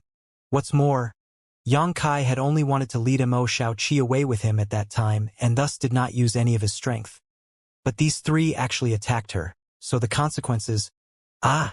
Sure enough, a series of screams rang out, causing all the surrounding cultivators to stare dumbfounded at the scene before them. Their jaws dropped to the ground. The two cultivators who had grabbed towards Mo Xiaoqi's shoulders were thrown through the air the moment they laid hands on her. Their palms bloodied and torn apart to the point where their bones were visible. As for the cultivator who palmed towards Mo Xiaoqi's lower abdomen, he was even more miserable. After his palm landed, while Mo Xiaoqi stumbled backwards a bit from the force, the man actually let out a pitiful scream as he fell backwards, his hand feeling like it was on fire. Looking closer, at some point, a distorted, horrifying-looking face seal had appeared on this man's hand. As for the man himself, a terrifying howling sound echoed throughout his knowledge sea. The cultivator froze in place instantly as a huge phantom face appeared in his knowledge sea and began to drain his spiritual energy at an astonishing pace, all the time showing a wicked and intoxicated expression. This man was completely unable to resist and the light in his eyes quickly dimmed. What? Ning Yuancheng saw this scene and immediately cried out in shock. Everything that happened in front of him here was beyond his ability to understand. It was clear that his three subordinates were the ones attacking Mo Xiaoqi while she had just stood there, her face flustered, as if she did not even know how to defend herself, but while she was perfectly fine. His three subordinates were the ones who had suffered severely. 2 serious injuries and 1 death. This kind of result made Ning Yuancheng doubt his eyes. Just what kind of secret technique had she used? Was this girl just playing pig to eating a tiger? Could she actually be an old witch who had lived for thousands of years and was hiding her cultivation while pretending to be innocent here? Various thoughts flashed across Ning Yuancheng's mind, causing cold sweat to drip down his back. Retreat! At that moment, the rest of the cultivators who were rushing towards Mo Xiaoqi heard a loud shout in their ears. All of them realized how precarious their situation was and reacted extremely quickly, not daring to attack Mo Xiaoqi as they scurried back in fright. A man then walked out from behind Ning Yuancheng with a gloomy expression on his face. He was a middle-aged man who had an unassuming look to him and had been standing behind Ning Yuancheng silently until now, a calm look on his face. However, now, he actually had to stand in front of Ning Yuancheng to protect him. As the young palace master of Flying Saint Palace, Ning Yuancheng had 1 or 2 real masters protecting him while he was out traveling. This middle-aged man was a master from Flying Saint Palace who was responsible for protecting Ning Yuancheng, a second-order Dao Source Realm master named Lu Yizhi. As a second-order Dao Source Realm master, his vision was naturally sharp, so it only took him an instant to realize that Mo Xiaoqi had some kind of extraordinary background. Just now, he had seen that the situation was bad and ordered the other Flying Saint Palace disciples to fall back. As he stood in front of Ning Yuancheng, blocking all angles from which he could be attacked, Lu Yizhi stared at Mo Xiaoqi solemnly, seemingly trying to peer through her secrets. You, what do you want to do? Mo Xiaoqi didn't come back to her senses until this moment, and though obviously still frightened, tried to put on a strong act and shouted, "You! Don't come here. I'm not good to provoke. If you're not careful, I'll punch you." The surrounding crowd could help rolling their eyes when they saw and heard this. You not being good to provoke is obvious. Why bother saying it yourself? Lu Yizhi frowned slightly, although he instinctively felt that Mo Xiaoqi's expression didn't seem to be fake, nor like an old witch concealing her cultivation and pretending to be a pig to eat a tiger. He still did not dare to take her lightly. After thinking for a while, he asked in a deep voice, "Dare I ask this young lady's honored name?" Mo Xiaoqi just grit her teeth and stared at him without answering. Lu Yizhi frowned more severely after seeing this. The other party not saying anything put him in an embarrassing position, but under the circumstances, he could only ask again. "Then dare I ask this young lady where she hails from?" Upon closer inspection, young lady seems somewhat familiar, like a certain acquaintance of this old master's. Perhaps, our 2 great forces have some kind of connection. If that is really the case, please enlighten us so that we can avoid an awkward conflict between allies and family members. He obviously wanted to make big things small and make small things nothing. After all, Mo Xiaoqi's strange performance made Luigi unable to see through her. Anyone he could not see through was someone not to be provoked easily, lest it invite disaster to the sect. This was especially true for the current Maplewood City, as there were dragons and snakes mixed into the crowd everywhere, with various great forces coming from far and wide. Lu Yi believed that Mo Xiaoqi was very likely a disciple from some super force. As long as someone with a little bit of experience was faced with Lu Yi's rhetoric, they would know how to act and cooperate of their own accord. But Mo Xiaoqi obviously did not have such experience and had no idea what Lu Yi and Flying St. Palace was trying to do. So she bluntly said, "How could we be friends or family? I have never even heard of your Flying St. Palace, so how could that be possible? How could my spirit, I have any connection with you?" Lu Yi's face turned as black as the bottom of a pot, as he secretly scolded Mo Xiaoqi for not understanding how to cooperate here, really wondering if this girl in front of him was faking it or was truly just that ignorant. However, some clues revealed by Mo Xiaoqi just now really shocked Lu Yi.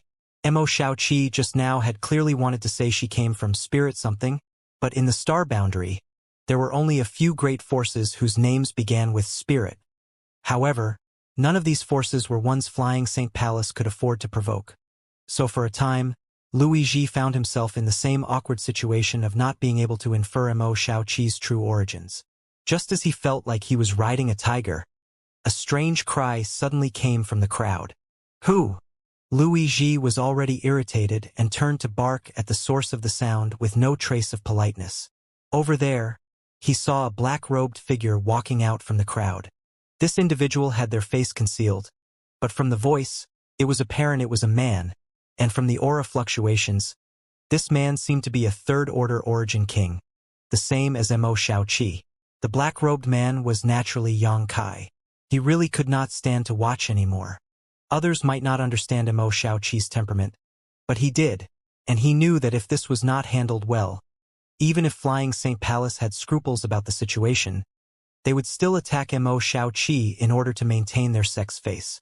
Once that time came, Xianxia was not sure if Mo Xiaoqi would be able to resist.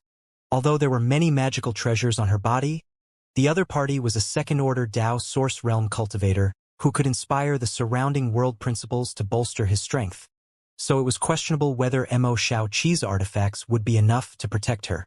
Facing Lu Yi's question, Xianxia actually completely ignored him and instead hurriedly walked over to Mo Xiaoqi and said, "So this is where you were, young lady? You really made it difficult for this subordinate to find you." Young lady. Mo Xiaoqi instinctively stammered in panic, thinking her whereabouts had been revealed and her father had sent someone to catch her, subconsciously taking something out from her space ring as she prepared to flee. However, in the next instant, she felt something was wrong, because this person's voice was actually somewhat familiar. The next moment, Xianxia showed her a little of his appearance. Mo Xiaoqi was taken aback, and a light of pleasant surprise flashed across her beautiful eyes as she called out, "Ah, it's you. You didn't die." Xianxia covered his face again, grinned wryly and said, "Young lady, please hold back a bit next time. Although this subordinate is quite resilient, he is still not able to completely block your certain kill strike." Subordinate had to rest and recover for many days to finally restore himself. As he spoke, Xianxia shot Mo Xiaoqi a meaningful glance, fearing that this little girl who was so lacking in common sense would blow his cover. Not confident still, Xianxia quietly sent her a divine sense message telling her not to speak. Mo Xiaoqi nodded her head like a chicken pecking rice. The onlookers heard this conversation and could not help wearing sympathetic looks as they gazed towards Xianxia, like he was really a subordinate responsible for protecting the safety of this young lady. Not only did he seem to have the thankless job of working as a nanny, he also seemed to have to withstand attacks from his young lady. Young lady, what's going on here?" Xianxia pretended to finally notice the unusual situation and began sweeping his gaze around, in the next moment shouting furiously, "Who dares to attack my young lady? You must be courting death." Yang Kai was just a third-order origin king, so in front of a second-order Dao Source Realm master, he had no choice but to put on a fierce appearance in hopes of deceiving him. Not showing the slightest fear, Yang Kai wore a vicious expression on his face as thick murderous intent burst from his body, causing many of the people in the surrounding to pale slightly. Good, good, good. It seems there are really some who don't know how to fear the heavens. Heh heh heh. Even if Sir Star Envoy comes now, he won't be able to save you. Yang Kai grit his teeth as he directed a piercing gaze, like that of a mad beast, at the surrounding crowd. If Yang Kai's fearless appearance alone was not enough to convince him, the sudden revelation he had just made was enough to cause Lu Yiji's will to resist to collapse. Even Sir Star Envoy Sir would not be able to resolve this situation? Just what kind of background did these two people have? Was this girl the direct descendant of some elder of Star Soul Palace? With Lu Yiji being so alarmed and afraid, Ning Yuanchang need not even be mentioned. He thought he would be able to walk sideways in a small place like Maplewood City as Flying St. Palace's young palace master, with no one daring to offend him. How could he have known he would suddenly provoke a far nobler existence that even Sir Star Envoy would need to yield before? In that instant, Ning Yuancheng's face had turned pale as his legs trembled, and he stared at Lu Yiji imploringly. Although the latter was a powerful cultivator at the second-order Dao Source Realm, when facing those peak-level great forces, what did his cultivation matter? Any random elder from Star Soul Palace could grind Flying St. Palace into dust. Secretly gulping, Lu Yiji summoned his courage, cupped his fists, and spoke. "This friend, please calm yourself. This is just a small misunderstanding between your young lady and my young lord. Just now, a few of my Flying St. Palace's blind disciples offended this young lady, but they have already suffered punishment for their impropriety. In light of this, I ask this friend to show magnanimity." "Is that so?" Yang Kai squinted at Lu Yiji. "It is indeed. This friend, please see for yourself, your young lady is completely unharmed." "Humph. If the young lady was hurt, do you think you would still be standing there spouting off nonsense to me?" Yang Kai sneered. Lu Yiji felt deeply angered in his heart. After all, there was a huge gap between his and Yang Kai's cultivation. No origin king had ever dared speak to him like this, but Lu Yiji did not dare show any signs of dissatisfaction on his face, because the other party's origins were clearly far above his own. What's more, clearly there wasn't just one third-order origin king protecting this girl. There were likely even more powerful masters secretly watching from nearby. As this man covered in black robes was talking to him, Lu Yiji noticed him making a few inexplicable gestures with one hand towards a certain direction, seemingly informing his companions of something. Upon discovering this, Lu Yiji felt cold sweat drip from his forehead, because under his divine sense perception, he could not perceive the existence of any master observing him. There was only one possibility in this situation to explain this. The masters hidden in the dark were far stronger than him. Dare I ask this friend, where he come from? Although Lu Yiji was frightened by Yang Kai, he was still a little unwilling to let this matter just drop. So after hesitating for a moment, he cautiously tried to probe Yang Kai's origins. Humph! Yang Kai sprayed heat from his nose as he swept his eyes over him and instead of answering asked, "You're from Flying St. Palace?" "Yes," Louis nodded, wondering what Yang Kai was asking this for. "You want to know where we are from? Fine, come here, I'll tell you, but there will be a price to pay." Yang Kai smiled slightly as he said in a low voice, "Within 3 days, there will be no Flying St. Palace in the Southern Territory. I wonder, can you afford the price?" Lu Yiji's whole body shivered as his face went pale. "Do you still want to know?" Yang Kai asked coldly. It was this Lu who misspoke. Please do not take offense. Lu Yiji was completely scared now, so how could he dare utter anything else? A group of pitiful weaklings, frogs at the bottom of the well. This king won't waste his time with you. Since the young lady has not suffered any harm, we will spare you this once. But if there is another offense... Yang Kai glared angrily at Lu Yiji and emphasized, "You understand." Lu Yiji was already dripping with sweat, So at this moment he could not be concerned about the sect and even his own face and quickly cupped his fist. Many thanks for showing mercy. Saying so, he quickly turned around, grabbed the still frozen Ning Yuancheng, and shouted hastily, "Move!" The remaining disciples of Flying Saint Palace didn't dare to remain, quickly gathering up the corpses of their fellow sect mates off the ground and fleeing after Lu Yizhi. "Young lady, we should be on our way as well." Only now did Yang Kai breathe a sigh of relief and said to Mo Xiaoqi. At this moment, this little girl was staring at Yang Kai with sparkling eyes, a look of pure admiration on her face. "Let's go." Seeing her look like this, Yang Kai could not help but urge in a low voice. After all, Lu Yizhi was a second-order Dao Source Realm Master, so while Yang Kai's bluff might be able to fool him for a while, there was no telling how long it would last. If he were to realize something was amiss and come to investigate, the situation would rapidly deteriorate. After acting so presumptuous in front of a second-order Dao Source Realm Master, how could their fate be good once they were exposed? Wait, what about those 50,000 source crystals? The old seller called out rather desperately. "You still dare ask for 50,000 source crystals? Do you believe I'll take your life instead?" Yang Kai glared at the old man, causing him to hurriedly back up. "Let's go." Yang Kai grabbed Mo Xiaoqi's wrist and prepared to take her away from here. The next moment, he released Mo Xiaoqi like he was shocked, as blood dripped from his palm. "Ah, I'm sorry, big brother Yang."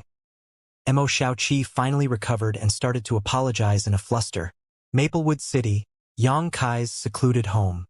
Yang Kai and Mo Xiaoqi sat across from each other at the table. After leaving the black market, Yang Kai took Mo Xiaoqi and fled back here in a hurry, deliberately checking to make sure no one was following them while also making several detours along the way. After confirming they were not being followed, he returned to his rented, secluded home.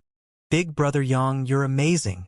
Mo Xiaoqi held her cheeks in both hands and blushed crazily as she stared at Yang Kai with bright eyes, not even trying to conceal the look of worship and admiration on her face. "With just a few words, how were you able to frighten all those bad guys away?"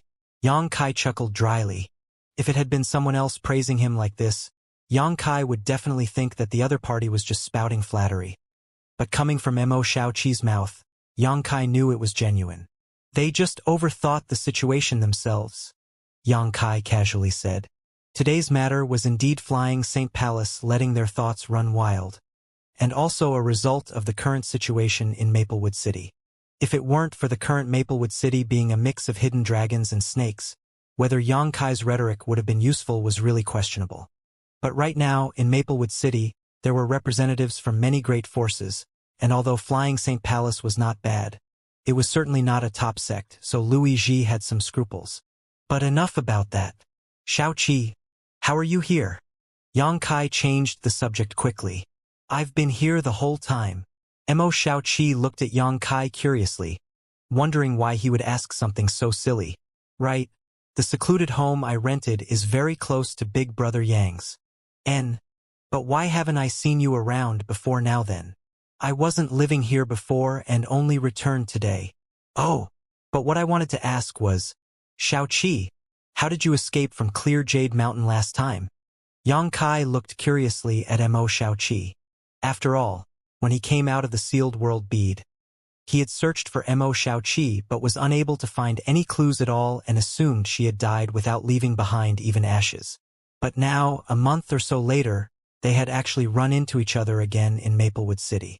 "That day, I used this thing to escape." Saying so, Mo Xiaoqi took out an object from her space ring and placed it in front of Yang Kai. "This is..." Yang Kai narrowed his eyes as he stared at what appeared to be a piece of animal skin that was exuding some subtle energy fluctuations. These energy fluctuations were quite familiar to Yang Kai though, as, surprisingly, they were space force fluctuations. This animal skin was only about the size of two side-by-side palms and had a number of mysterious lines and runes drawn on it, forming a type of profound spirit array. Yang Kai stretched out his hand to touch and examine it carefully. After a while, he was shocked as he muttered aloud, "Does this thing have the effect of short-distance teleportation?" Mo Xiaoqi heard this and looked at Yang Kai with a big smile. Big Brother Yang really has cultivated the Tao of space. He can even detect this. You knew I cultivated the Tao of space? Yang Kai looked at her in surprise. And when you fought with those people in Clear Jade Mountain, didn't you use Space Force? I recognized it because when you used your power, it gave a similar feeling to when Uncle Li fights. Uncle Li. Uncle Li Wu-yi. He also cultivates the Tao of space and is very, very strong. This thing was made by him as a life-saving artifact for me. Mo Xiaoqi didn't have the slightest vigilance around Yang Kai and spoke about herself openly. It seemed that like how a leopard does not change its spots, one's personality was difficult to change.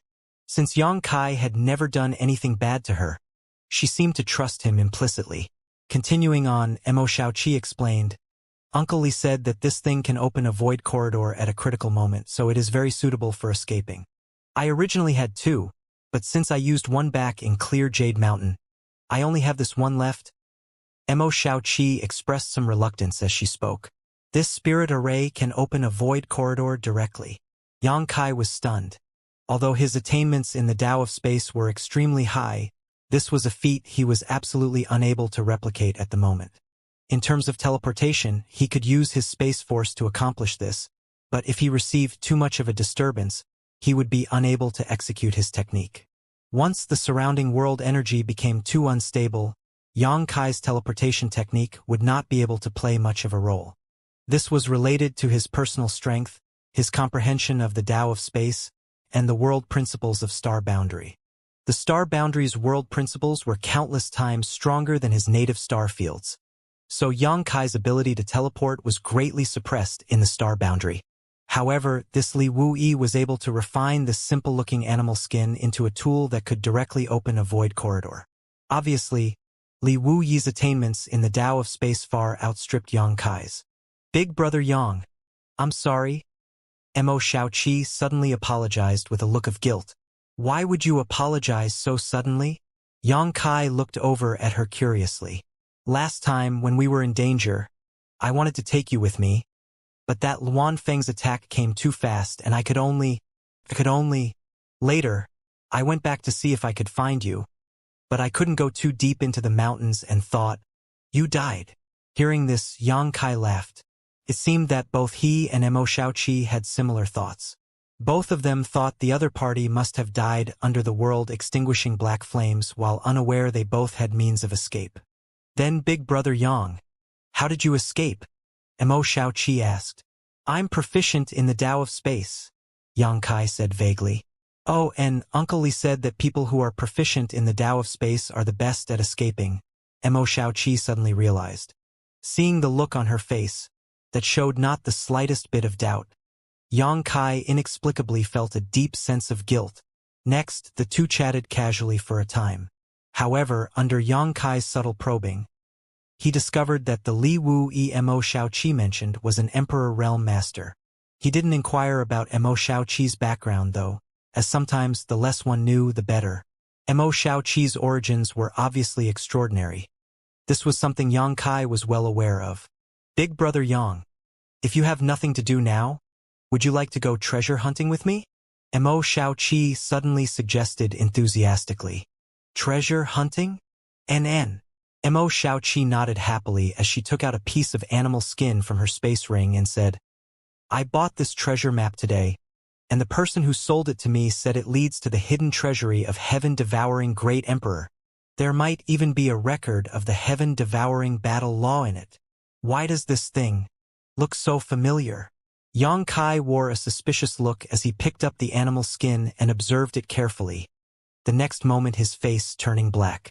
How many source crystals did you buy this for? Yang Kai looked up at Mo Xiaoqi. 7,000. Mo Xiaoqi triumphantly. Not expensive, right? If we can really find the heaven-devouring battle law, we'll have struck it rich.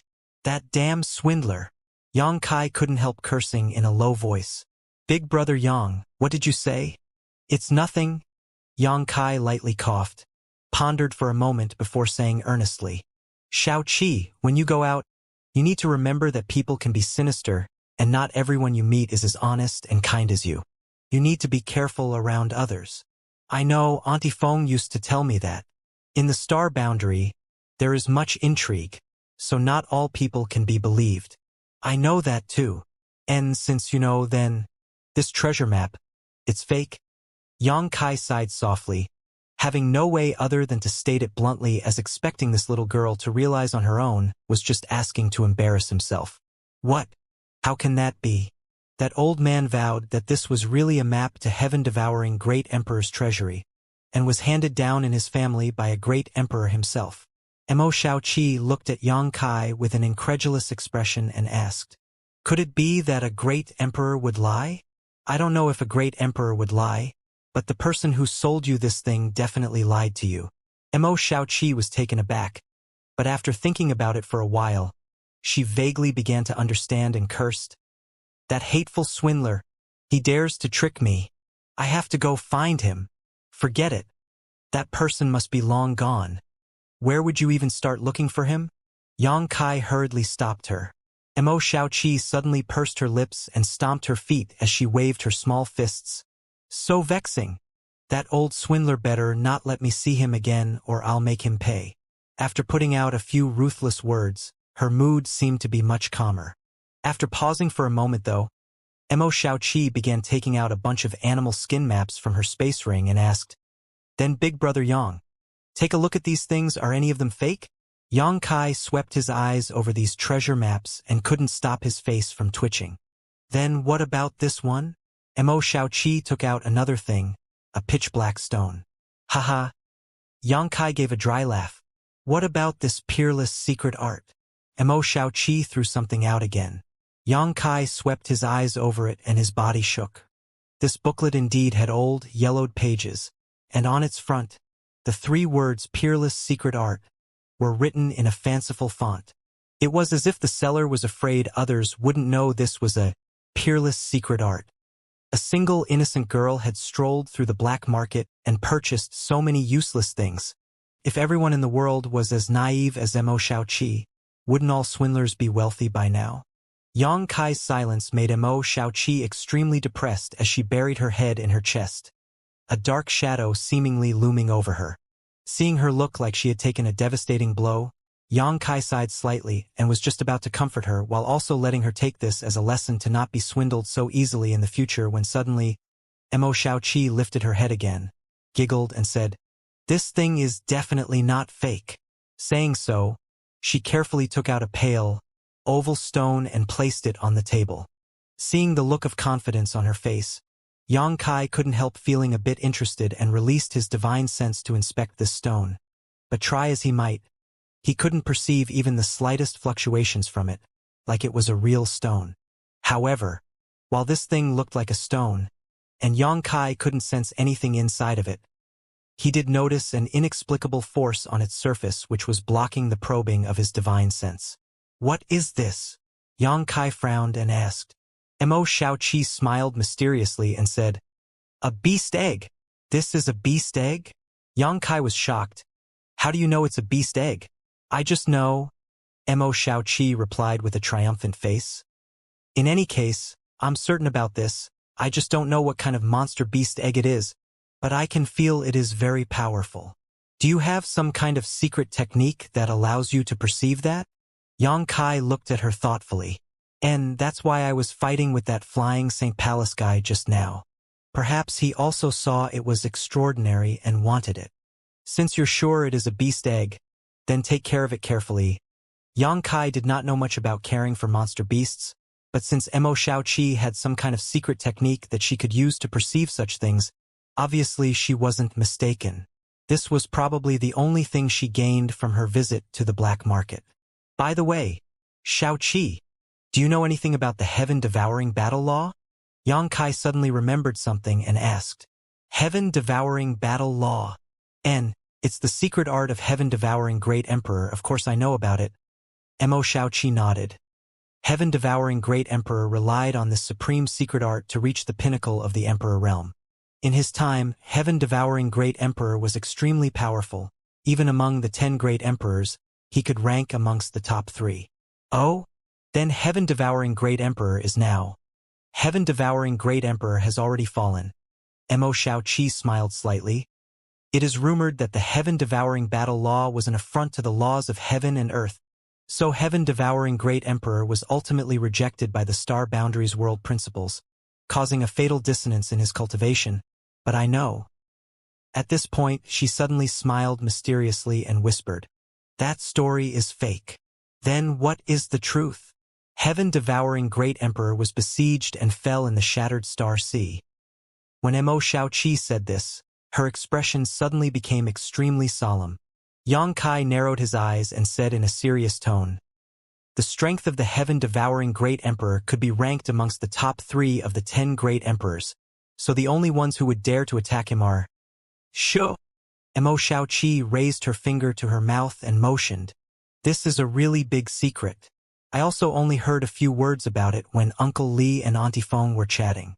Big Brother Yang, make sure you don't talk about this outside. Otherwise, it will very likely lead to deadly consequences. There are definitely not many people in this world who know this secret. I understand this naturally, it's just, those seniors, why would they suddenly besiege heaven-devouring Great Emperor? I don't know this." Mo Xiaoqi shook her head. With Mo Xiaoqi's character, if she really knew something, she would not conceal it, so since she said she didn't know, it meant she really didn't know. As such, Yang Kai did not ask her anymore. However, Yang Kai instinctively felt that the reason heaven-devouring Great Emperor was besieged might have something to do with the heaven-devouring battle law.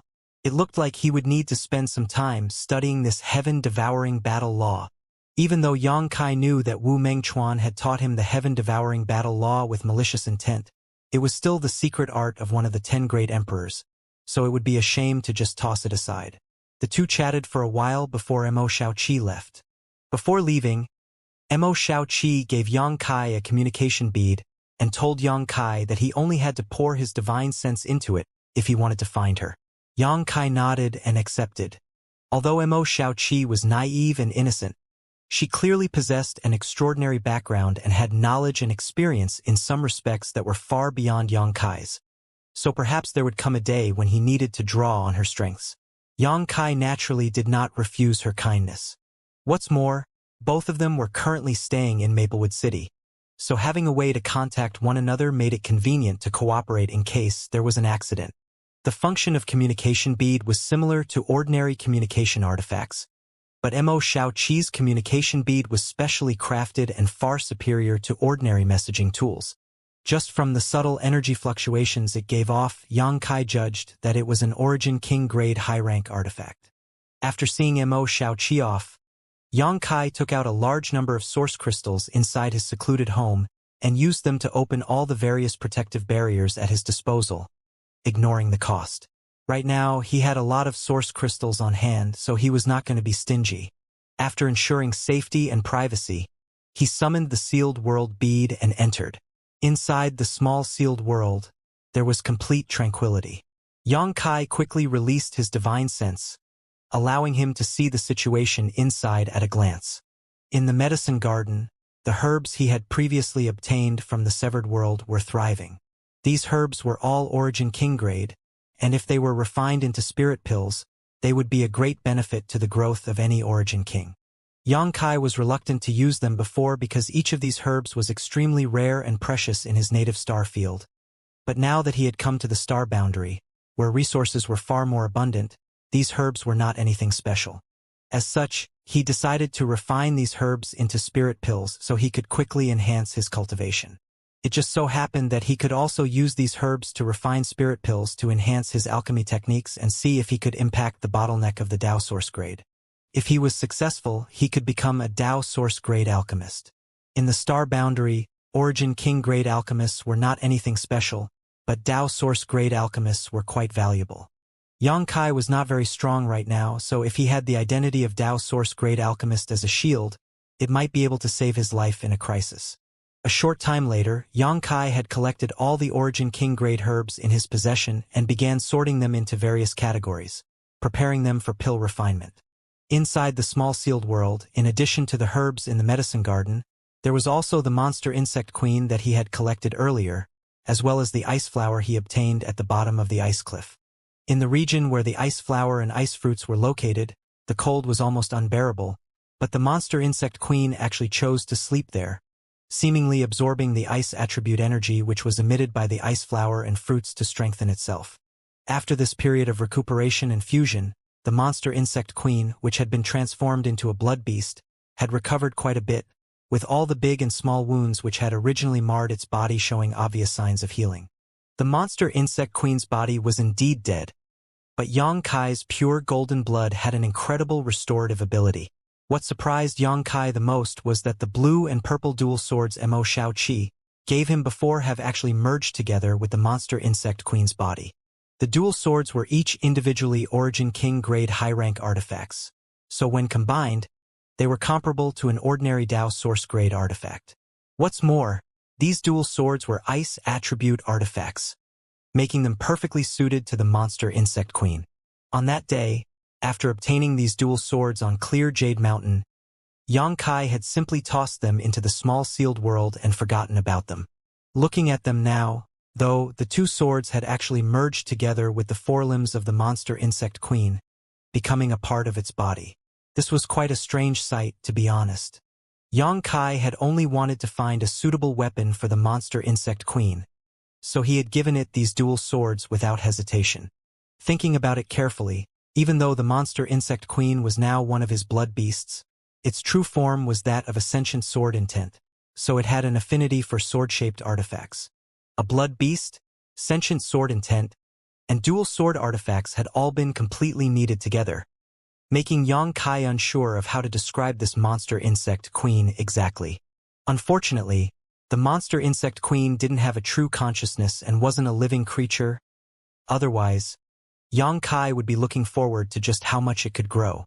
After observing the monster insect queen for a while and confirming that it was well, Yang Kai found a comfortable spot, sat down cross-legged, and took out a source condensing pill to refine before sinking into contemplation. He wanted to comprehend the heaven-devouring battle law taught to him by Wu Mengchuan.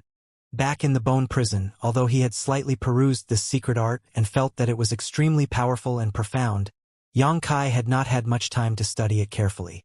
Moreover, after Yang Kai learned the origins of this secret art, he deeply felt that Wu Mengchuan had given it to him for some nefarious reason, so he was not willing to cultivate it. However, not cultivating it did not mean it was useless to him. A stone from a foreign mountain could still be used to polish one's own jade. Perhaps Yang Kai could gain some insights by studying this secret art. Yang Kai quickly entered a meditative state. Since he first began cultivating, Yang Kai had come into contact with a lot of secret arts and secret techniques, so he had a wide breadth of insight and experience. After comprehending it for some time, though, Yang Kai found that this heaven-devouring battle law was far more mysterious and powerful than any secret art or secret technique he had ever encountered. One could use this secret art to swallow and refine anything that had energy within it and turn it into their own strength. When one reached the peak, they could even use it to swallow the sun, moon, and stars. Yang Kai was shocked. The heaven-devouring great emperor who created this secret art was definitely an unparalleled madman. He even wanted to devour the stars themselves. However, at the same time, Yang Kai deeply admired this heaven-devouring great emperor as, no matter how crazed he might have been, he was without a doubt equally talented. Otherwise, he would not have been able to create such a secret art. Rumor had it that the heaven-devouring battle law was not tolerated by the heavens and earth, and this was not exactly untrue.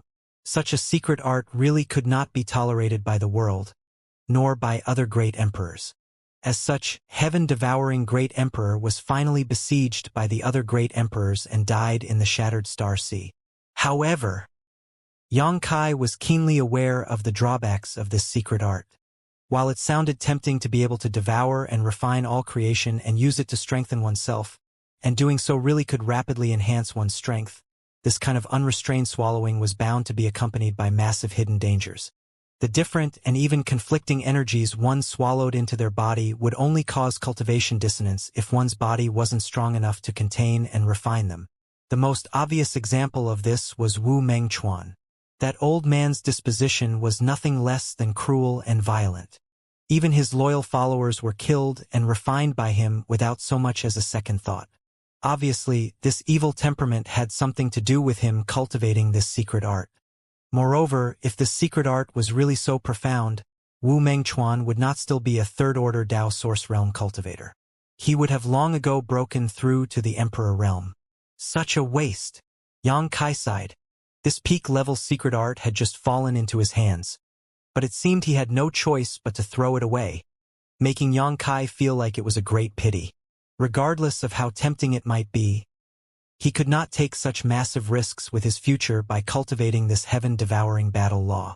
In the end, there was not just one road to becoming an emperor. Just as Yang Kai was feeling deep regret over this heaven-devouring battle law, he had a sudden flash of inspiration and an exciting thought came to him.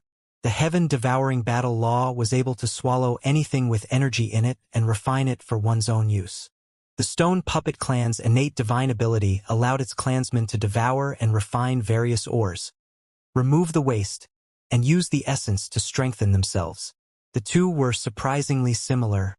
Moreover, stone puppets had incredibly intrepid physiques which in terms of adaptability and endurance were all but peerless. For instance, Xiao was even able to swallow and refine the sun's true essence. What would happen if a stone puppet were to cultivate the heaven-devouring battle law? Generally speaking, the Stone Puppet Clan could not cultivate any secret arts because, although they were innately powerful, their sentience was too low, and they couldn't comprehend the mysteries of a secret art, let alone cultivate one. The heavens were fair in all things, giving the Stone Puppet Clan powerful physical bodies and great destructive power, but lowering their sentience proportionally. If the Stone Puppet Clan were also highly intelligent, surely they would be a race comparable to the ancient divine spirits, an extremely terrifying thought. But Yang Kai had his embodiment. The embodiment was originally transformed from the golden stone puppet and had already integrated the entire floating continent. It was the physical host of Yang Kai's soul clone, equivalent to Yang Kai's second body. The Stone Puppet Clan could not cultivate secret arts, but that did not mean Yang Kai's embodiment couldn't. Thinking about it, Yang Kai's blood began to boil as he suddenly discovered that, with regards to the heaven-devouring battle law, his embodiment had a unique advantage and ability to cultivate it. Hurriedly pushing his divine sense, Yang Kai took back his soul clone which was currently residing in his embodiment and poured the heaven-devouring battle law and all his current insights into it. His soul clone flew out once again and poured into the mountain-like embodiment. Immediately afterwards, the embodiment assumed a solemn posture and began to cultivate the heaven-devouring battle law with a serious look on its face. Initially, there were no changes, but as time passed, a cracking sound rang out from the embodiment's massive body, causing Yang Kai to be slightly surprised. He thought something had gone wrong, but after carefully perceiving the situation of his soul clone, he discovered that this was not the case. The cracking sounds continued and grew louder until a large swath of rocks fell from his embodiment at a certain point. When these rocks hit the ground, they instantly turned to dust and scattered about. Yang Kai's eyes lit up and he could not help grinning. The heaven-devouring battle law was truly extraordinary, and this supreme secret art seemed tailor-made for the Stone Puppet Clan. What had fallen from his embodiment just now were impurities and waste that served no purpose. The embodiment had originally integrated the entire floating continent, and it had been using the innate divine ability of the Stone Puppet Clan to refine its mass over the past few years. Unfortunately, the progress was extremely slow, leaving it with a massive body that was quite inconvenient to move around. Yang Kai had engaged in many battles since he obtained the embodiment but rarely brought it out to help him for precisely this reason. Its body was simply too big, and trying to bring it out of the sealed world bead required a massive amount of his spiritual energy. So how could Yang Kai be willing to do so unless it was his last resort? According to the previous rate of progress, Yang Kai had estimated it would be at least 10 or 20 years before the embodiment gradually shrunk to only 100 meters or so in height. Only then could it be used at will. But by that time, Yang Kai's strength would certainly be far greater than the embodiment's strength now. So how much help could his embodiment, which was currently comparable to a third-order origin king, provide? In fact, Yang Kai had been having a headache about what to do with his embodiment, but since he had no good solutions to the problem, he could only put off dealing with it. But now, with the heaven-devouring battle law, it seemed all his problems were solved. The heaven-devouring battle law, combined with the innate divine ability of the stone puppet clan, allowed his embodiment to refine the remaining impurities in its body at a much more rapid pace. Countless discarded impurities fell from the embodiment, leaving behind only the pure essence. It was as if the embodiment was shedding its skin and being reborn. Perhaps it would not be long before his embodiment could become another big helper to him. But that was not the end of it. What excited Xianxia the most was that, now that his embodiment had a compatible secret art, it could cultivate and become stronger. The stone puppet clan could not cultivate and could only improve its strength by devouring rare ores. Xiao had grown up in this manner. Now though, Xianxia's embodiment not only had the innate divine ability of the stone puppet clan, but it also had the assistance of the heaven-devouring battle law. With these two factors combined, as long as Xianxia could supply it with enough materials, his embodiment would be able to rapidly improve its strength in a very short time. Xianxia, where the embodiment sat, it was like a meteor shower with countless bits of impurities falling off it, quickly creating a thick layer of dust around it. With his soul clone presiding over his embodiment's cultivation, Xianxia did not need to pay it any attention at all. And so, Xianxia quickly set about cultivating, focusing on transforming his Saint Qi into Source Qi. He had used up all the starlight in his body, so if he wanted to promote the conversion speed of his Saint Qi, Xianxia could only use source condensing pills.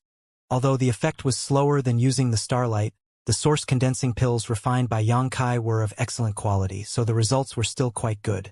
What's more, he consumed source condensing pills far faster than normal Origin Kings for some reason. An ordinary third-order Origin King would need about 3 days to refine the medicinal efficacies in a source condensing pill. But Xianxia was able to do this in just 1 day. After some thought, Xianxia figured that it was because he was a Star Master. Star Masters were able to absorb starlight from the starlight corridor and convert their Saint Qi into Source Qi far faster than ordinary Origin Kings. So Xianxia assumed the same was true for source condensing pills. However, this was not a bad thing. Right now, he did not need to worry about source condensing pills and could simply refine more if he ran out. His priority was to fully transform his Saint Qi as soon as possible, improving his combat effectiveness and bringing him one step closer to breaking through to the Dao Source realm. Time flew by and soon, 7 days had passed. Xianxia left the sealed world bead. After scanning around with his divine sense, Xianxia immediately noticed that someone had entered the detection array around his secluded home. When he went to check who it was, Xianxia could not help raising his brow. Taking out his identity token, he deactivated all the isolation arrays and barriers. Outside his secluded home, a man dressed as a shop hand was standing there with an anxious look on his face, holding a communication artifact in his hand, seemingly sending constant messages with someone else. Suddenly, Xianxia's voice rang out, "Come in." The shop hand was stunned for a moment but immediately flashed an overjoyed smile as he hurriedly opened the door and entered. "Greetings, Alchemist Yang." The shop hand hurriedly saluted. Shopkeeper Kong asked you to come see me? Is something wrong?" Xianxia asked lightly. This shop hand was an employee at Spirit Pill Plaza, so Xianxia naturally recognized him. "Yes." Shopkeeper said that he would like to request Alchemist Yang's presence at the pill shop in order to discuss a certain matter. Shopkeeper Kong is already back? Kong Siran had been invited by the City Lord's mansion on its investigation of Clear Jade Mountain, where the Luanfeng had appeared. Xianxia knew about this, but with the world extinguishing black flames still covering that region, there really wasn't anything to be discovered other than ashes. Calculating the time, it actually made sense that the investigation team had returned. Shopkeeper returned yesterday and immediately tried to contact Alchemist Yang, but was unable to reach your esteemed self. Please accompany this humble one back to the pill shop to speak with Shopkeeper. Shopkeeper has urged this humble one several times already, so the matter is certainly important. The shop hand smiled and said in an accommodating manner, "Sure." Xianxia nodded. Although he did not know why Kong Si Ran was so eager to find him, he knew something big must have happened. Otherwise, Kong Si Ran would not have had a shop hand camp out outside his secluded home. With no need to pack or arrange anything, Yongkai immediately left the secluded home and rushed over to Spirit Pill Plaza with the shop hand. Not long after entering the pill shop, Kangxi Ran immediately pulled Yongkai into a back room. Seeing him put such an emphasis on secrecy, Yongkai could not help asking, "Has something happened, shopkeeper Kong?" Kangxi Ran chuckled and replied, "Alchemist Yang, something good has happened. And what is this good thing? Sir Star Envoy has delivered us an opportunity." "What do you mean?" Yongkai frowned as Kangxi Ran was still being vague in his explanation. "The situation is this." Kangxi Ran poured a cup of tea for Yongkai as he explained. "In 3 days, Sir Star Envoy will open the 5-colored treasure pagoda here in Maplewood City." 5-colored treasure pagoda? Yongkai was now even more confused. "What is that?" Kangxi Ran's jaw dropped slightly, seemingly quite surprised that Yongkai hadn't even heard of the 5-colored treasure pagoda. But when he remembered Yongkai's completely ignorant performance from before, he quickly adapted and explained, "It is this Kang's fault for not being clear. Please don't take offense, Alchemist Yang." Yongkai's expression was a bit embarrassed as he knew Kangxi Ran was just trying to give him face, but he quickly composed himself and listened attentively. "The 5-colored treasure pagoda is an emperor artifact." "An emperor artifact?" Yongkai's interest was piqued. "Indeed, and a very high-level existence among emperor artifacts at that."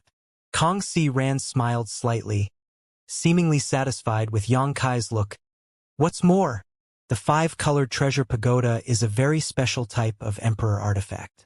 It does not have any offensive or defensive ability at all." "No offensive or defensive ability? Then what is it for? Is it used for cultivation?" Although Yongkai was ignorant and uninformed about the goings-on of the star boundary, he still had common sense. The most common functions of artifacts were to attack or defend, but since this emperor artifact was not used for either of those, its only use could be for cultivation. "In a certain sense," Kangxi Ran chuckled and said, "the 5-colored treasure pagoda is used to provide life experience, a training ground exclusively for Star Soul Palace's disciples. So what shopkeeper Kong means is, this 5-colored treasure pagoda is a small sealed world." Yongkai immediately thought of a possibility. Kangxi Ran looked at Yongkai in surprise and said with obvious admiration, "Alchemist Yang is truly sharp. The 5-colored treasure pagoda is indeed a self-contained world, a very profound and mysterious one at that." After listening to Kangxi Ran's explanation, Yongkai understood the gist of the matter. The 5-colored treasure pagoda was a supreme treasure of Star Soul Palace and was famous across the star boundary. This was not only because it was a powerful emperor artifact, but also because it was extremely special. The 5-colored treasure pagoda's internal self-contained world was similar to his sealed world bead, but it was far more complete than the sealed world bead. It was rumored that the 5-colored treasure pagoda belonged to Bright Moon Great Emperor, the master of Star Soul Palace, but this 5-colored treasure pagoda already existed in some form before Bright Moon Great Emperor became famous. Only after it was acquired by Bright Moon Great Emperor and further refined and improved did it become what it was today. The space inside the pagoda was said to be an ancient battlefield, one which had many scattered ancient treasures and extinct spirit grasses as well as various sealed regions to explore. Now, the pagoda was situated inside Star Soul Palace and was one of the most coveted experience zones for Star Soul Palace disciples. As long as they met certain requirements, disciples of Star Soul Palace could enter the 5-colored treasure pagoda for life experience. Inside, they could hone their cultivation, improve their fighting skills, and study the mysteries of the heavenly way and martial Tao. Although the 5-colored treasure pagoda had existed for countless years, and after so many years, countless cultivators had entered it for life experience and to search for opportunities, the number of treasures inside had only increased with time. The reason was simple: entering came with risk. Many of Star Soul Palace's disciples had fallen inside, leaving behind their space rings as well as their artifacts, enriching the bounty of the 5-colored treasure pagoda and becoming treasures for others to seek. The 5-colored treasure pagoda was divided into 5 layers, with the first and second being for Origin Kings to explore, the third and fourth layers for Tao Source cultivators, and the highest fifth layer being for emperors to gain experience and pursue the Tao. Inside the pagoda, there were not only ancient hidden artifacts and spirit grasses that had matured for countless years, but there were even fragments of world principles and star sources. This was because it was a shattered ancient battlefield. In ancient times, countless powerful cultivators had fought and died inside, leaving behind shattered world principles and star sources. Though neither of these were complete, they still contained much power and many insights which, if obtained and comprehended by cultivators, would be of huge benefit. After cultivating to the peak of the Origin King realm, the next step was the Tao Source realm, where one would begin to comprehend principle strength.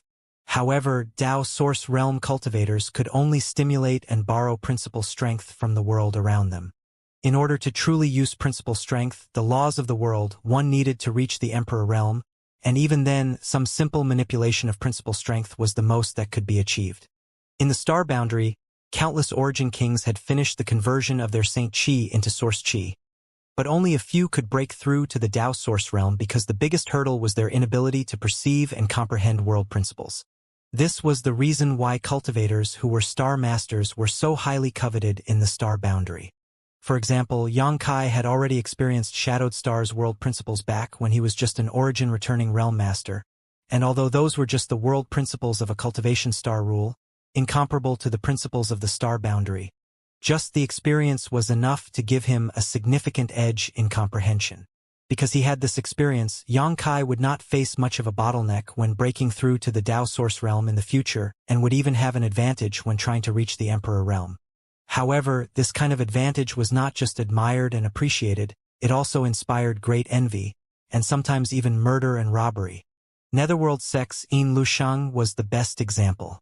As such, Xianxia did not reveal the secret of him being a star master. Having said all that, Alchemist Yang should understand that the opening of the 5-colored treasure pagoda is a great opportunity, yes? Kong Si Ran asked with a beaming face. I understand. If this is the case, then the 5-colored treasure pagoda is indeed a good place to explore. Xianxia nodded. There's more as well. Kong Si Ran smiled slightly. Alchemist Yang should know that the current Maplewood City is currently a big mix of dragons and snakes, with countless representatives of big and small forces present. So, with Sir Star Envoy opening the 5-colored treasure pagoda, how could those top great forces not show due respect? Shopkeeper Kong means... Xianxia was shocked as he suddenly thought of a possibility. Heh. Alchemist Yang, Heavenly Martial Holy Land, Orthodoxy Temple, Azure Sun Temple, and many other great forces have all brought out some precious treasures to add to the pagoda. Not only were there some rare pills, there were also powerful secret arts, secret techniques, and even some Tao Source-grade artifacts. Xianxia's eyes lit hearing this. If this was really the case, then all of Maplewood City would certainly be stirred up. Normally, cultivators who were not born into power trying to obtain any advantage from the various great forces would be more difficult than ascending to the heavens. But this time, such a good opportunity had appeared, with countless rare treasures hidden inside the pagoda just waiting for someone to find them. How could the various cultivators not rush out to seize this chance? Heavenly Martial Holy Land even took out 3 Tao Source fruits as a part of their contribution. Kong Si Ran's expression suddenly became excited as his voice trembled. Alchemist Yang, you are an alchemist, so you must know the role of Tao Source fruits better than anyone. The Tao Source fruit used to refine Tao Source pills? Xianxia called out in alarm. Indeed. Kong Si Ran couldn't restrain the shaking of his hands as his teacup even sprinkled out some water. Only a few great forces in the star boundary can grow Tao Source fruits, and in the Southern Territory, only Heavenly Martial Holy Land is capable of this. Even Star Soul Palace does not have Tao Source fruit trees. What's more, only 6 Tao Source fruits mature every 10 years. Yet Heavenly Martial Holy Land actually brought out 3 for this event. A massive sacrifice on their part. Does Shopkeeper Kong want one of those Tao Source fruits? Xianxia saw that his fanatical expression was and had a guess. Of course this old master wants one.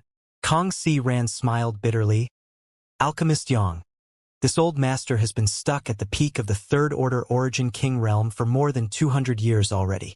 This old master knows his aptitude is poor, and unless he has some kind of great fortuitous encounter, reaching the Tao source realm in this lifetime will be impossible. However, if this old master can obtain a Tao source fruit, this old master can also make an attempt. Whether this old master ultimately succeeds or not, at least he will have a chance. Although Kong Xiran was the shopkeeper of Spirit Pill Plaza, and technically a member of Violet Source Chamber of Commerce, because his strength and status were low, there was no way he could obtain a precious resource like a Tao source pill internally. Each Tao source pill represented a great opportunity to create a Tao source realm cultivator. So Violet Source Chamber of Commerce would obviously not arbitrarily grant them to its subordinates. One would need to make a corresponding contribution or pay an appropriate price first.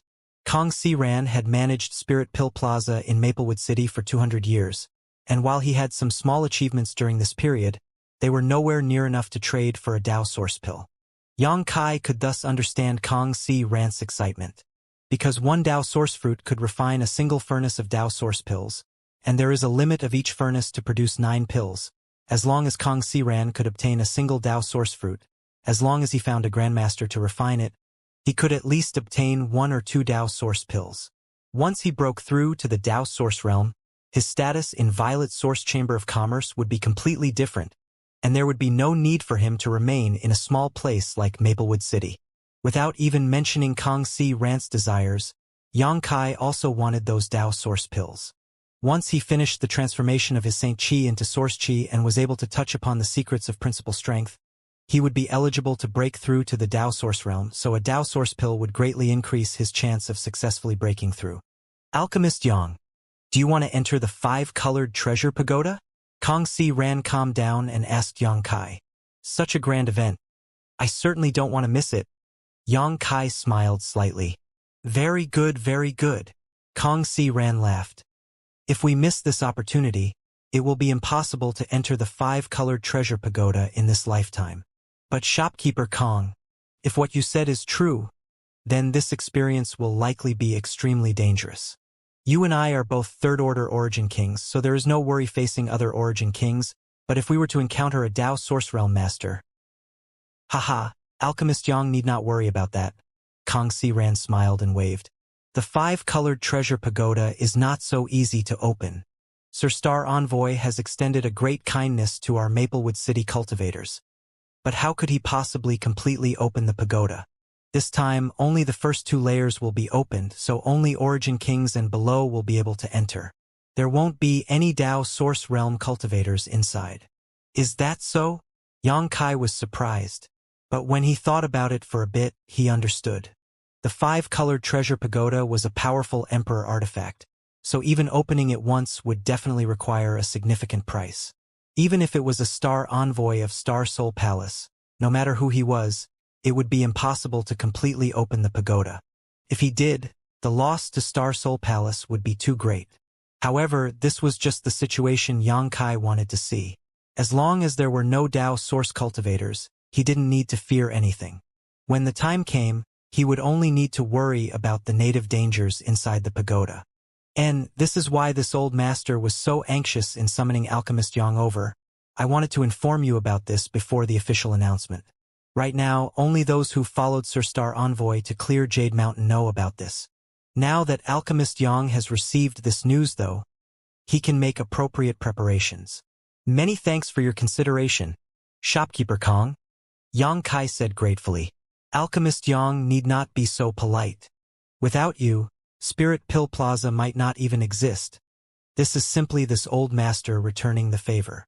In that case, this Yang will take his leave first. I really do need to go back and prepare. Yang Kai spoke and stood up. Then this old master will await your arrival 3 days from now. Kong Xiran cupped his fists slightly. Yang Kai nodded and left Spirit Pill Plaza. Upon returning to his secluded home, Yang Kai took out the herbs he had collected from the small sealed world medicine garden, before he immediately began to refine some spirit pills. Although it was only cultivators at the Origin King realm and below who would be entering, and Yang Kai was not worried he would encounter powerful enemies. Having some spirit pills ready was only prudent. If something dangerous happened, it could mean the difference between victory and defeat, life and death. With the pile of herbs beside him, Xianxia began refining one furnace after another, soon immersing himself in his work. The next day, word of Star Soul Palace opening the 5-colored treasure pagoda spread across Maplewood City. Countless cultivators cheered and praised Star Soul Palace for its generosity, while the few Dao Source Realm masters present felt indignant. After all, the opening of the 5-colored treasure pagoda this time had nothing to do with them. For a time, Maplewood City's pill and artifact shops were flooded with customers. 2 days later, the 5-colored treasure pagoda was going to be opened. So naturally all the cultivators eligible to enter wanted to prepare themselves and did not hesitate to spend a large sum of money to buy restorative and life-saving spirit pills. Many also choked down their reluctance to purchase the artifacts they had been eyeing before but never dared to buy. If one wanted to chop wood efficiently, they first needed to sharpen their axe. Every cultivator understood this simple truth. If they wanted to gain something in the 5-colored treasure pagoda and still emerge with their life, they needed to do the utmost to prepare themselves.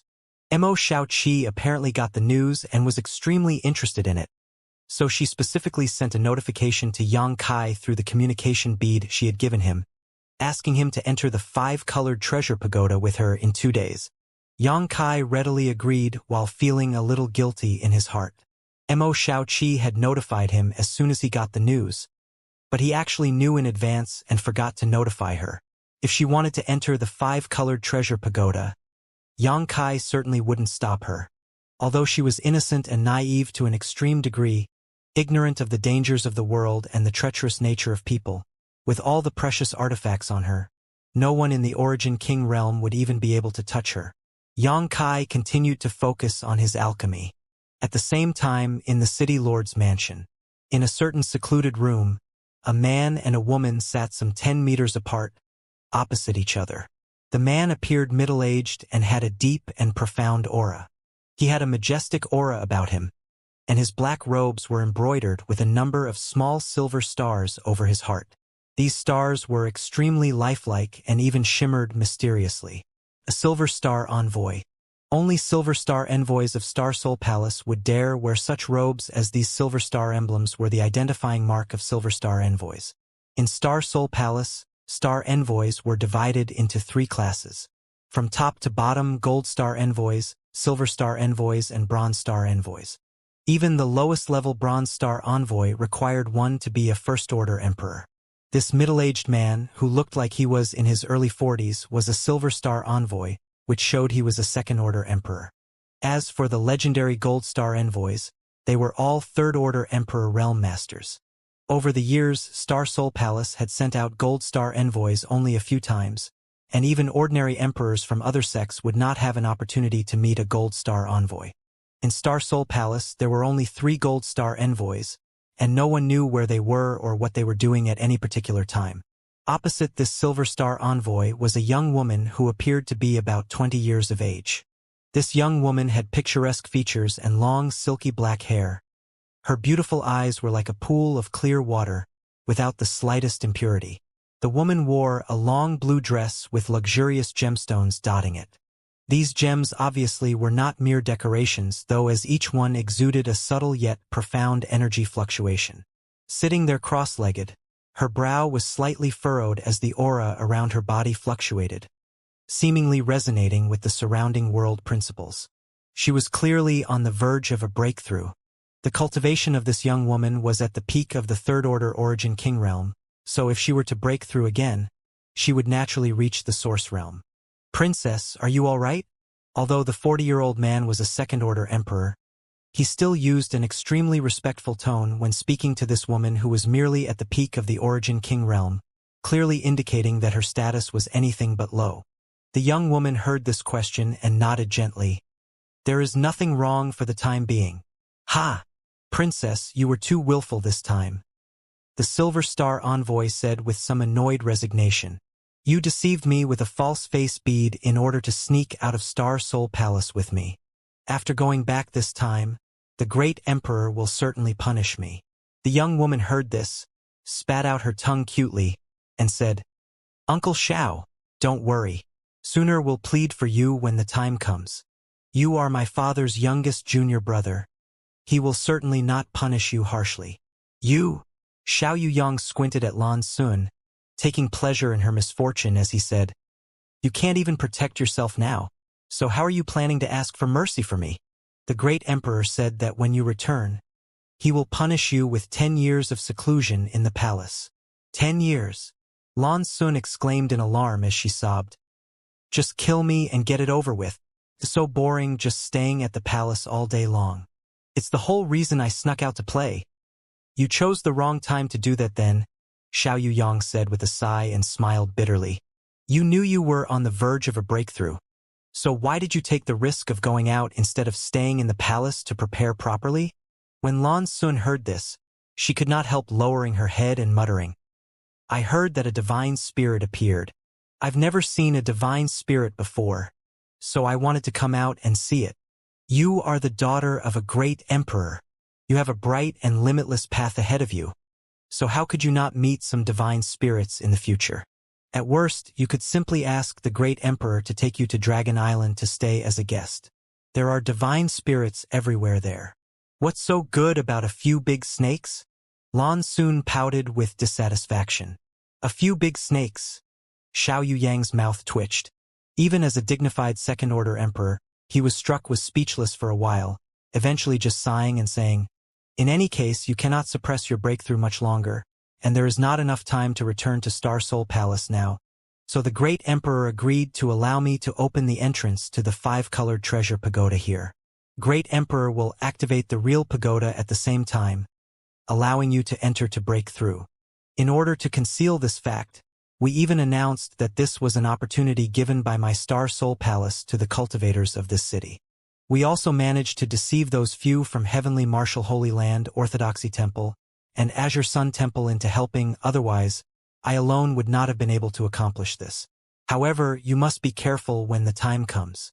I will use a secret technique to send you directly to the 3rd layer where you need to find a good place to feel the heavenly way and martial Tao and absorb as many of the shattered principles as possible. Those broken world principles and star sources will be of great benefit to your future growth." "I know. Do you understand how to draw in those shattered world principles and star source fragments?" "And my father taught me before and I've properly studied the set of secret techniques." "Very good. It's just a pity that Princess is not a star master. If you had managed to successfully refine a complete star source prior to now, you would be able to reap even more benefits this time." Lan Sun smiled. "Uncle Xiao is not a star master, but he has still reached the 2nd-order emperor realm. Although star masters have many conveniences on the path of cultivation, Sooner is confident that she will reach the same height as her father one day, even without such advantages." Xiao Yuyang heard this, looked shocked, but soon laughed. "Good. It's good Princess has such ambitions. It's just a pity you're not a man." Lan Sun suddenly snorted. "So what if I'm not a man? Am I any worse than those men?" Uncle Xiao meant that if you were a man, Uncle Xiao would definitely be happy to share a drink with you." Xiao Yuyang was an experienced man and knew how to quickly change the topic without a sense of abruptness. "I'd rather not. I don't know how anyone could drink something so bitter and smelly." Haha. Xiao Yuyang didn't say much on this matter and instead solemnly exhorted. "The most important thing for Princess this time is her breakthrough. Of course, you can also go explore the 3rd layer if there is enough time, as there are many good things inside. Even if we old folks enter, we may not be able to obtain anything good. Inside the 5-colored treasure pagoda, the most important thing is opportunity and luck, but strength comes a close second. Sooner will remember." 2 days passed by in a flash. On this day, Maplewood City was extremely lively as everyone invariably gathered towards the huge square in front of the City Lord's mansion. Origin returning realm masters and Origin kings all beamed brightly, while all other cultivators wore gloomy, disgruntled expressions. This could not be helped, as Dao Source realm masters would not be able to enter the 5-colored treasure pagoda this time, while cultivators below the Origin returning realm did not possess the necessary strength. Even most Origin returning realm cultivators didn't dare to enter this time. Those who had the guts would be putting their lives on the line in order to seek opportunities. Before the City Lord's mansion, a high platform had been set up at some point. On the high platform, several cultivators of varying ages sat. Everyone down below looked up at these cultivators with respect and admiration. After all, those people were all Emperor Realm Masters. If they weren't emperors, they would not have been qualified to be seated at all. Even City Lord Duan Yuanshan of Maplewood City could only stand to the side with a smile on his face. Duan Yuanshan was a master at the Second Order Dao Source Realm, so he was normally a peak-level existence in Maplewood City, but in front of these emperors, he didn't even dare to breathe loudly. Time passed quietly. More and more cultivators gathered.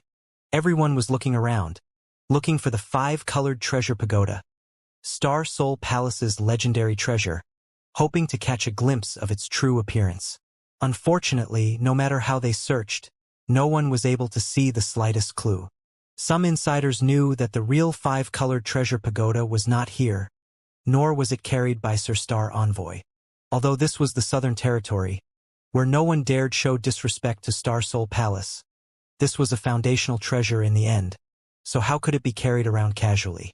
This time, an entrance to the 5-colored treasure pagoda was being opened remotely by Sir Star Envoy and the other emperors present, while the masters in Star Soul Palace's headquarters coordinated with them. So even if the pagoda was not physically here, it was still accessible. Yang Kai stood in the crowd, listening to the conversations of the surrounding cultivator, and soon understood the situation.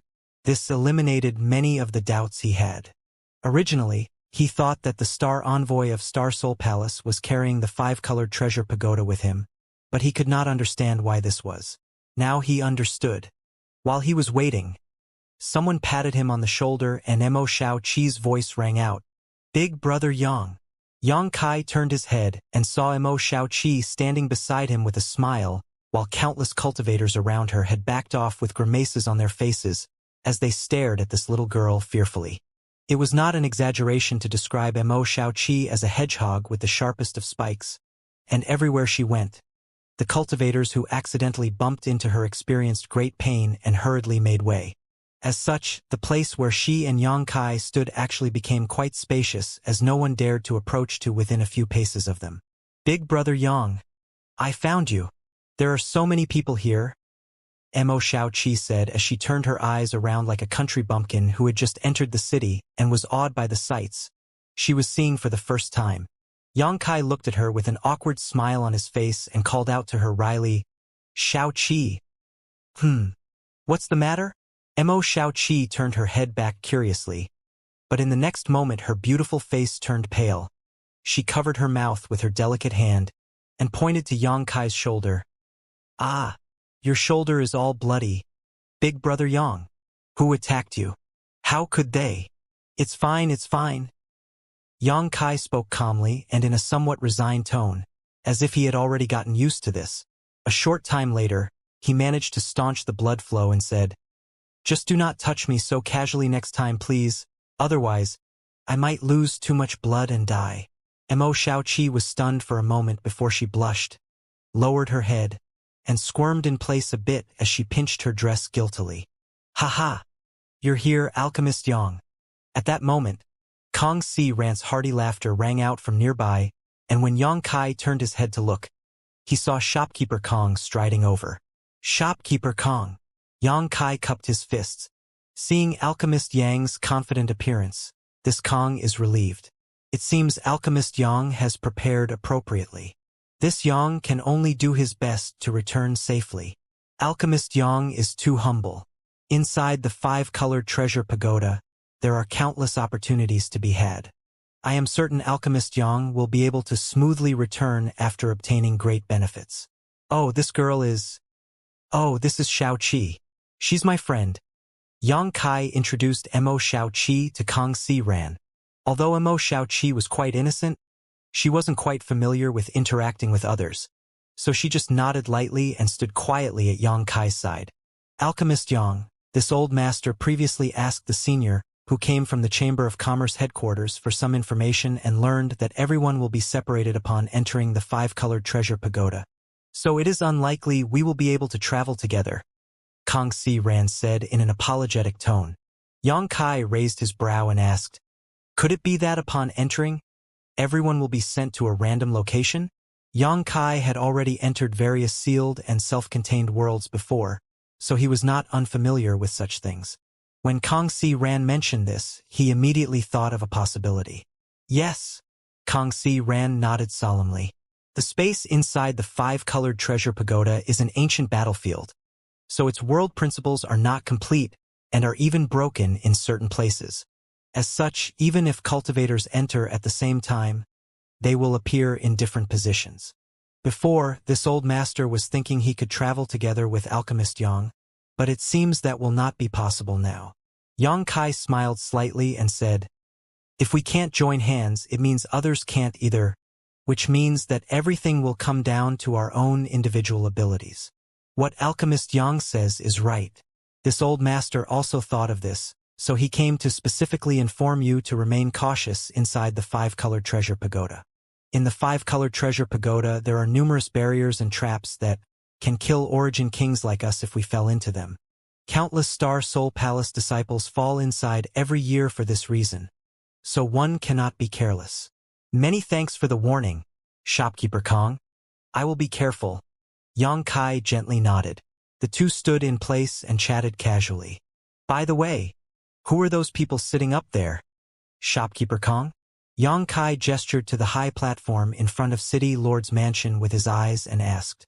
Kang Si-ran chuckled and said, "In fact, this old master only recognizes three of them. The second one from the left is one of my Violet Source Chamber of Commerce's vice presidents. Sir Lu Qi next to him is Seven Glories Chamber of Commerce's vice president, Sir Zhang Yuan. As for the one in the middle, he is Silver Star Envoy, Sir Xiao Yuyang of Star Soul Palace. The others, this old master only knows their origins and is not clear about their names." Xianxia nodded and was just about to respond when Mo Xiao Qi's voice came from the side. "The first one on the left is Chun Wenhao from Heavenly Martial Holy Land. The first one on the right is Feng Ming from Orthodoxy Temple, and the one to Feng Ming's right is Gao Xueting from Azure Sun Temple." Xianxia and Kang Si-ran looked at Mo Xiao Qi in amazement. "You recognize all of them?" Xianxia asked. Mo Xiao Qi giggled. "I've learned the names and appearances of many Emperor Realm Masters, so I know a little about them. Everyone except for Silver Star Envoy Xiao Yuyang, who is a second-order emperor, are first-order emperors. Young lady is very knowledgeable. This old master is impressed." Kang Si-ran cupped his fists with admiration. Mo Xiao Qi waved her hand quickly. "It's nothing." Xianxia's expression moved slightly as well, because when Kang Si-ran introduced the Emperor Realm powerhouses up above, he still addressed them as Sir to show respect, even if he knew these masters could not hear him. However, Mo Xiao Qi directly called those emperors by their names, seemingly not concerned with their status or strength at all. But that side, at this moment there were actually 6 Emperor Realm Masters in this tiny Maplewood city. It seemed that all of the Southern Territory's top great forces were represented here. A rare sight indeed. No wonder even City Lord Duan Yuanshan had to stand to the side with a flattering smile on his face.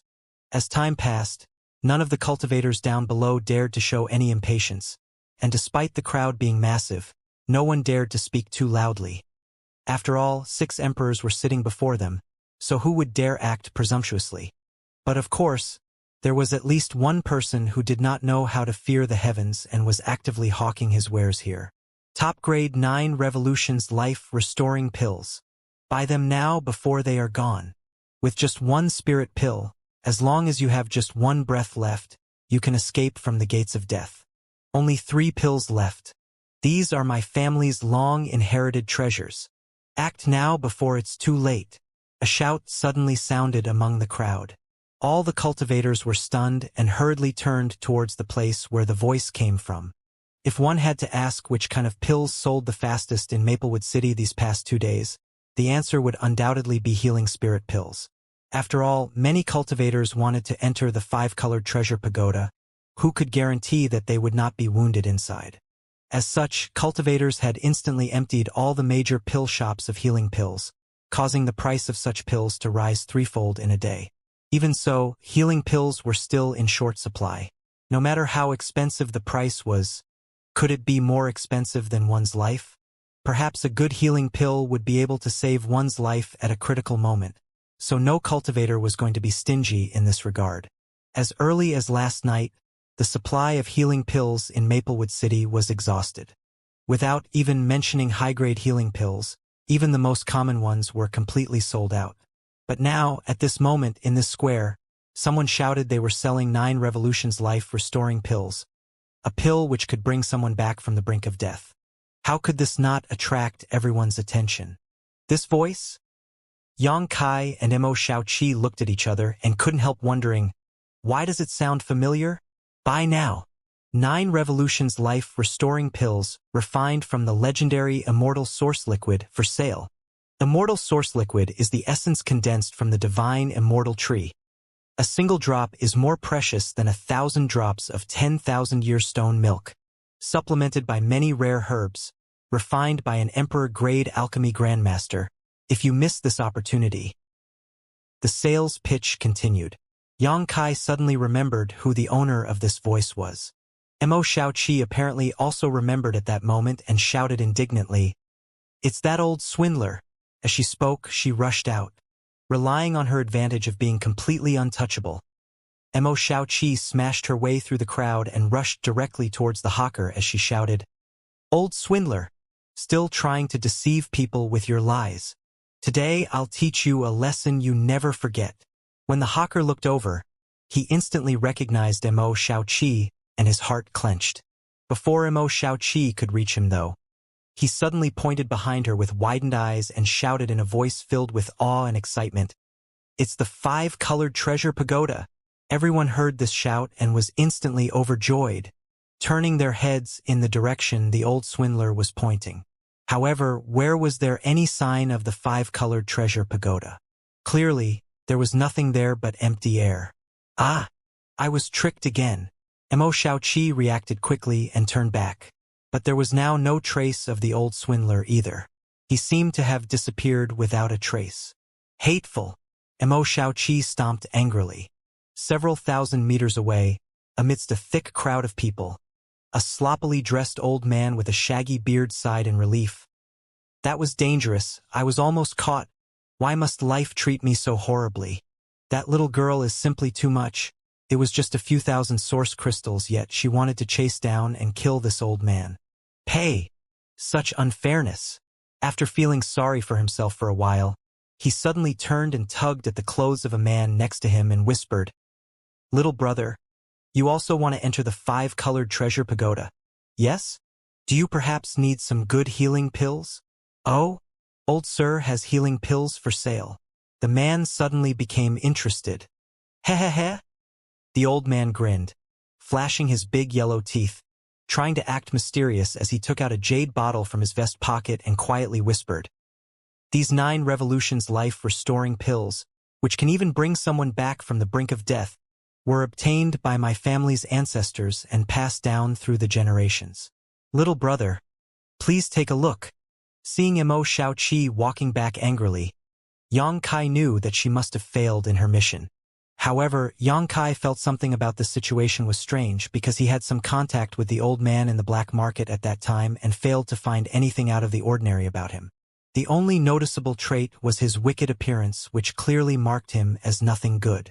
However, when Mo Xiaoqi charged off just now, Yang Kai had simultaneously used his divine sense to lock onto that old swindler.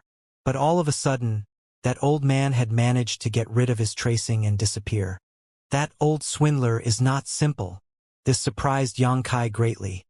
After all, he was approaching the Tao source realm in cultivation, and his divine sense was far more powerful than even that.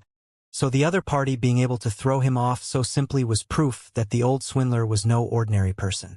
But having said that, ordinary people would not go around cheating people out of their source crystals using such blatant and easily seen through scams either.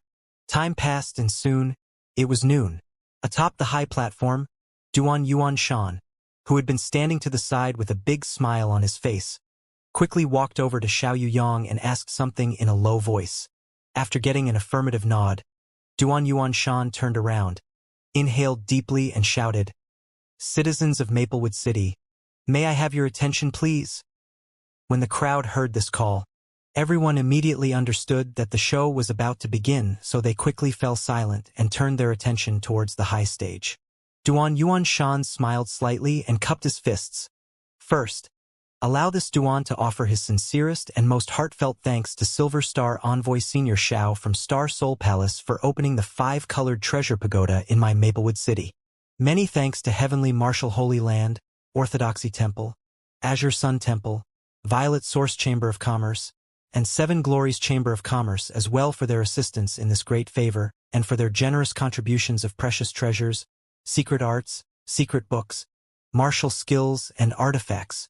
For this grace today, on behalf of all of Maplewood City and its surrounding forces and families, as City Lord, this Duan offers his praise and thanks once again, wishing several seniors continued good health and success on the martial Dao. In addition, words seemed to overflow from Duan Yuanshan's mouth once he opened it. His speech filled with lavish praise and flowered words he had clearly been preparing for some time now. However, before he could finish speaking, Xiao Yuyang frowned impatiently and snapped, "Enough nonsense. Get to the point." Even though he was reprimanded so bluntly in front of so many cultivators in the city, Duan Yuanshan did not dare show any dissatisfaction. Instead, he simply nodded and after rearranging his thoughts slightly, continued, "The time has come. Please take action, several seniors. To the gathered cultivators, your life or death, fortune or misfortune, will be decided by your own hands upon entering the 5-colored treasure pagoda." As soon as these words fell, the 6 emperors stood up one after another. Below the high stage, countless people's eyes turned towards these 6. Xiao Yuyang gave a loud, long roar as he formed a series of seals with his hands. The surrounding world energy hummed as stifling coercion burst forth, causing many of the Origin Kings gathered below to reel back in fright. It was not just the Origin Kings present who felt pressured though, as even the other 5 emperors on the stage were staring fixedly at Xiao Yuyang and observing his movements, seemingly wanting to glean some clues from his actions. Xiao Yuyang's movements were extremely fast, his hands flying so quickly that only a series of afterimages were visible. With one last shout, Xiao Yuyang suddenly pointed his palms forward. At that moment, a complex and profound series of lines and runes appeared before him. Immediately afterwards, Xiao Yuyang used his fingers like brushes, the surrounding world principles as ink, and the void as his canvas to draw even more patterns and runes, each of them seemingly resonating and interacting with the world itself, like living creatures. Crackling sounds rang out constantly. An indescribable force began to emerge from this giant array and spread outwards slowly. Soon, a runic circular spirit array approximately 100 meters in diameter had formed before everyone's eyes. Xiao Yuyang at this point shouted, "Begin!" When his voice fell, the other 5 emperors leapt up and, in a flash, appeared at 5 different positions around the spirit array where each of them used their own methods to pour their strength into it.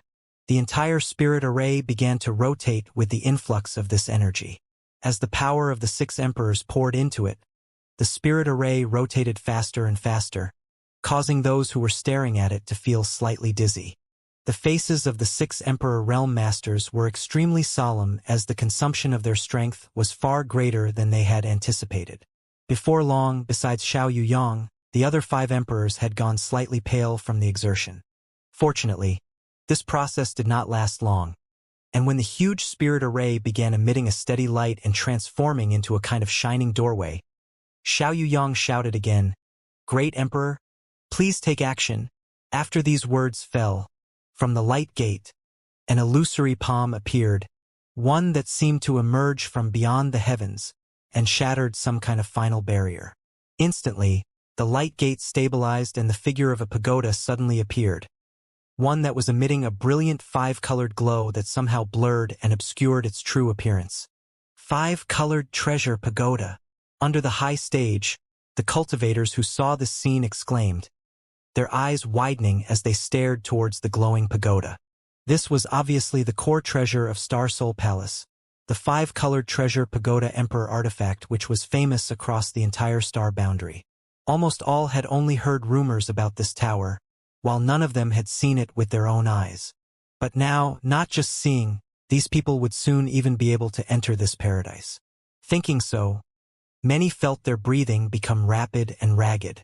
Many thanks for your hard work, Xiao Yang signaled lightly to the other 5 emperors. These 5 seemed to be extremely exhausted at the moment though, so after acknowledging these words of thanks, they all returned to their original seats, closed their eyes, and began adjusting their breathing. In the next moment, a space ring appeared in Xiao Yang's hand, and he threw it towards the light gate with a smile before gently palming towards it. The space ring instantly shattered, and from inside it, hundreds of different bursts of light shot out and flew into the 5-colored treasure pagoda like arrows from a string. They're the treasures brought out by the other great forces. Look at that artifact. Are the famous Tao source fruits among those things then? If I can obtain that fruit, I can break through to the Tao source realm. There are only 3 Tao source fruits, but tens of thousands of competitors. How are you going to obtain one? If I can, I can. After realizing the streams of light were the treasures the other great forces had contributed to this time's opening of the 5-colored treasure pagoda, everyone became excited, especially regarding the 3 Tao source fruits which greatly stimulated the desires of these origin kings. Although everyone was extremely excited, no one dared to act arbitrarily. After all, Xiao Yang was still watching them. After taking a moment to sweep his eyes around, Xiao Yang smiled slightly and shouted, "Everyone, you may enter." As soon as his voice fell, how could the cultivators who had been waiting here anxiously hold back? Everyone began using their movement skills and secret techniques to rush towards the light gate, seemingly afraid to be left behind. For a time, the square in front of the city lord's mansion became noisy and chaotic. Even before entering, fights were beginning to break out about who had priority to go in. Xiao Yang did not pay this commotion any mind, however, as his eyes simply moved towards a certain young woman who was standing amongst the crowd. Seeing this young woman looking towards him, he gently nodded, before flicking his wrist secretly and sending a gentle but well-concealed force towards her. Yang Kai's group of 3 also mixed into the crowd, squeezed to and fro by the chaotic rush, winding up quite miserable. However, the cultivators who accidentally touched Imo Shaoqi all felt like they were being pierced by sharp swords and reeled back in pain. Yang Kai noticed this quickly and immediately gave Imo Shaoqi a wink. Imo Shaoqi understood and boldly and without hesitation or looking back charged forward. After some twists and turns, the trio finally reached the light gate and rushed inside. A familiar feeling of long-distance teleportation overcame Yang Kai, but he quickly stabilized himself and soon, a completely different environment appeared before him. Immediately, Yang Kai noticed that the world energy here was not very rich, quite thin in fact. However, all around him, there was a mysterious force that all cultivators at his level craved for, principal strength. Although the principal strength here was somewhat strange, and not nearly as strong or complete as in the outside world, because it was shattered and fragmented, it was actually much easier to grasp and understand. It was no wonder that 5-colored treasure pagoda was a highly visited experience ground for Star Soul Palace's disciples. In this special environment, Star Soul Palace's cultivators would far more easily be able to grasp principal strength. Even if the principles in this place were incomplete, just being able to touch and study them was a great boon. After the Origin King realm came the Tao Source realm, but if one wanted to break through to the Tao Source realm, they needed to first grasp principal strength. Star Soul Palace, having a treasure like 5-colored treasure pagoda, allowed its disciples to twice as easily reach the Tao Source realm than average cultivators. This was an extremely terrifying advantage. Yang Kai had not even gathered his wits when he heard a terrible scream come from nearby. Startled, he quickly turned his head to look around. Nearby, Yang Kai noticed a cultivator get bitten in the neck by a crocodile-like monster beast. Blood splashed out like a fountain from the cultivator's throat as he tried to stop the flow with his hands but failed miserably. Another crocodile-like monster beast clamped onto this man's thigh and began dragging him into a nearby marsh. Gulyalu. In the blink of an eye, the cultivator disappeared, leaving behind only some bubbles on the muddy water's surface. The cultivator who suffered misfortune obviously arrived here before Yang Kai, but after such a long-distance teleportation, one would often feel dizzy and disoriented for a short time, so he had failed to respond in time to the approaching danger. Regarding this, even if Xianxia wanted to make a move, it would have been too late by the time he noticed. The fierce beasts hiding in this swamp were simply too fast. Voila! With a soft gurgling sound, from the corner of Xianxia's eyes, another crocodile beast, exactly like the ones that had just killed the previous cultivator, sprang up from the swamp, its eyes filled with bloodlust as it opened its mouth and snapped towards him. With the lessons learned from the previous cultivator, how could Xianxia be caught off guard though? With a flicker, he threw out a punch covered in five-colored light toward this crocodile's head. Guangda! As if metal struck metal, sparks flew, and the crocodile was smashed back into the swamp it emerged from. However, the crocodile did not die and instead flicked its tail to escape under the water. Xianxia only then released his divine sense to scan his surroundings. The next moment, his face could not help but sink. Under his perception, there were countless fierce auras all around him, stealthily approaching under the muddy water. These auras obviously belonged to more crocodile beasts like the ones he had just encountered. Individually, these creatures were not that strong, most of them just peak 9th order monster beasts, which was equivalent 3rd order origin returning realm humans. Such monster beasts really were not anything in Xianxia's eyes. However, there were far too many of them, and Xianxia didn't want to get bogged down dealing with them. If a different cultivator had been teleported to this place, they would very likely encounter misfortune. After all, not every origin king could ignore the discomfort of long-distance teleportation like Xianxia. Ordinary cultivators would feel some sense of disorientation and dizziness.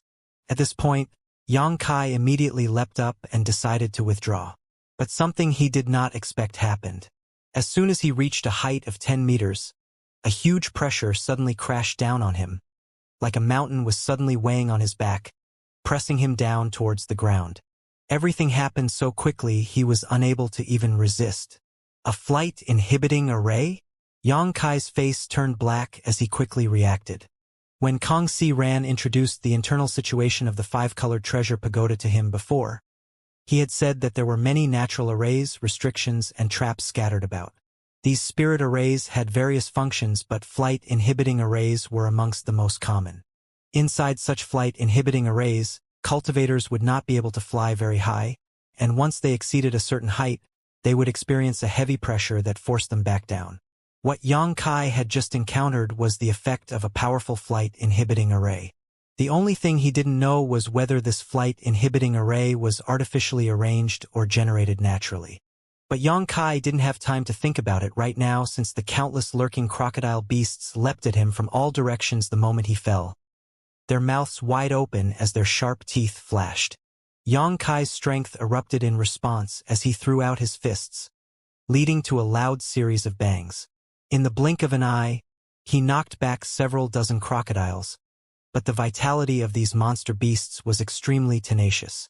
So, even after taking a punch from Xianxia, not only did they not die, they were almost completely unharmed and swiftly dove down into the marsh.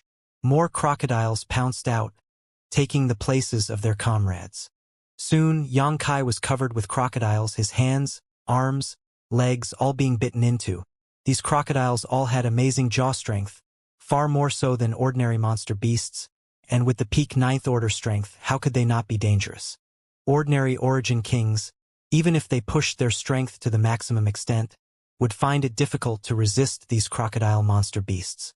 Fortunately for Xianxia, his physique was far more powerful than normal thanks to his 5 elements indestructible sword tempering art. As the fierce 5 elements sword chi burst from his body, many of the crocodiles who tried to bite him wound up with bleeding mouths instead, forcing them to release Xianxia. However, Xianxia was still dragged into the mud by this swarm of crocodiles. The marsh was cold and dark, but the biggest hindrance was that it was so muddy and murky that Xianxia was unable to see much even with his eyes opened. Even after throwing his fists out indiscriminately, Xianxia soon realized his situation was not getting any better, and instead he was simply sinking faster into the depths, as more and more crocodiles besieged him. Secret technique, Moon Blade. Sending out 10 pitch-black moon blades in all directions, accompanied by the sound of flesh being sliced through, Xianxia felt the pressure he was under diminish greatly. Inside the muddy waters, red blood and dead crocodile carcasses abounded. Demon Eye! When Xianxia opened his eyes again, his left eye had gone completely golden and his vision was finally restored. Scanning the area with his divine sense next, not only did Xianxia realize that his recent slaughter had failed to repel these crocodiles, the fresh blood drawing more of them over instead. Courting death. Xianxia was furious. With his current strength, he could even face an ordinary Dao Source Realm cultivator without losing. But because of a moment of carelessness, this pack of weak monster beasts had actually put him in such an awkward situation. This made him become a bit angry out of shame.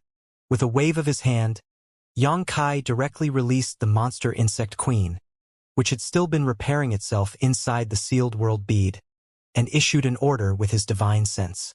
The monster insect queen was now Xianxia's blood beast, and despite having its own faint sentience, it would strictly obey any of his orders. Wielding the dual swords accompanied by the flash of white light, a massive sword wave swept out. An icy domain filled the surrounding area, not only causing Xianxia to shiver, but also greatly slowing down the crocodile monster beasts. With a brilliant flash, sword chi surged and all the surrounding crocodile monster beasts were cut in half, dying instantly. Even the crocodiles in the distance were not spared. With the purple and blue dual swords at its disposal, the monster insect queen's strength seemed to have greatly increased, and even if it did not use its clear sky snowfall secret technique, simply swinging its swords could have such an effect. Xianxia coldly snorted and was just about to escape from these muddy waters when suddenly a flicker of light caught his eye. In the depths down below, a clear and misty light was flickering. Using his divine sense to probe it, Xianxia noticed a subtle but potent energy fluctuation. Xianxia's eyes lit up as he pushed his energy to protect his body and dove down. The monster insect queen, like a loyal guard, followed beside Xianxia and dealt with any threats that tried to disturb him. Soon after, Xianxia arrived at the bottom of the swamp where the misty light was being emitted. With the help of his demon eye of annihilation, Xianxia was finally able to see exactly what this thing was. It turned out to be a palm-sized spirit mushroom of some sort. What is this? Xianxia pondered. Although he knew most of the herbs which grew in his native star field, he had not had a chance to expand his knowledge about the star boundary's various spirit herbs and medicines. He had never seen nor heard of this mushroom before. As he observed it, the mushroom's hue went from a misty white to a faint green. After a while it turned red. Even after checking through his memories again, Xianxia was unable to recognize what this mushroom was, but judging from the aura it gave off, he could tell it was some kind of Dao Source grade herb. Deciding to worry about identifying it later, Xianxia decided to first pick this mushroom and transplant it into his sealed world beads medicine garden. And so Xianxia immediately went to work. Soon, the spirit mushroom had been planted inside the medicine garden of his sealed world bead. After finishing this though, Xianxia did not rush to leave and instead continued to search around. Sure enough, he found a few identical herbs in the vicinity. It was half a day before Xianxia rushed up from the swamp, the monster insect queen following closely behind while, down below, countless crocodile monster beast corpses floated on the surface of the water. For hundreds of kilometers around, the marsh had been dyed red with blood. Either because they were deterred by the strength of the monster insect queen, or possibly because they had almost all been killed. No more crocodile monster beasts came to attack Xianxia and he was able to leave the area freely. Not acting rashly this time, Xianxia only hovered a meter above the surface of the water as he flew out of the swamp. There were many types of flight inhibiting arrays, some of which completely prohibited flying while others simply restricted how high one could fly. From his previous experience, Xianxia knew that this flight inhibiting array was undoubtedly the latter type, so as long as he didn't exceed a certain height, his ability to fly would not be suppressed. The area of the swamp seemed quite wide, and Xianxia needed to fly for half a day before finally reaching its edge. The monster insect queen was also taken back by him long ago. The monster insect queen was still restoring itself, so it wasn't a good idea for it to fight too much at the moment. Xianxia also didn't want others to see he had such a helper with him. The monster insect queen could be regarded as his biggest trump card at the moment, so concealing it until absolutely necessary was naturally for the best. The space inside the 5-colored treasure pagoda seemed to be extraordinarily vast, as even after tens of thousands of cultivators from Maplewood City had entered this place, Xianxia had yet to encounter even a single person. As Xianxia looked around, he was unable to find the landmark he was looking for, so he couldn't help feeling a little disappointed. This should be the first layer of the 5-colored treasure pagoda, and Kong Siran had told him that after entering the pagoda, he should try to make his way to the second layer as quickly as possible. Although the first and second layers were both meant as experience grounds for Origin Kings, as a peak third-order Origin King, it was naturally better for Xianxia to go to the second layer. The way to enter the second layer was through a 5-colored light pillar. Xianxia had been looking for this so-called 5-colored light pillar, but he hadn't seen any signs of it so far. He also had no clues about how to go about searching for this passageway to the second layer. Just as he was looking around, though, the ground beneath his feet trembled violently and a thunderous rumbling rang out. Xianxia's complexion changed and he hurriedly circulated his qi while scanning his surroundings vigilantly, lest some kind of danger appeared.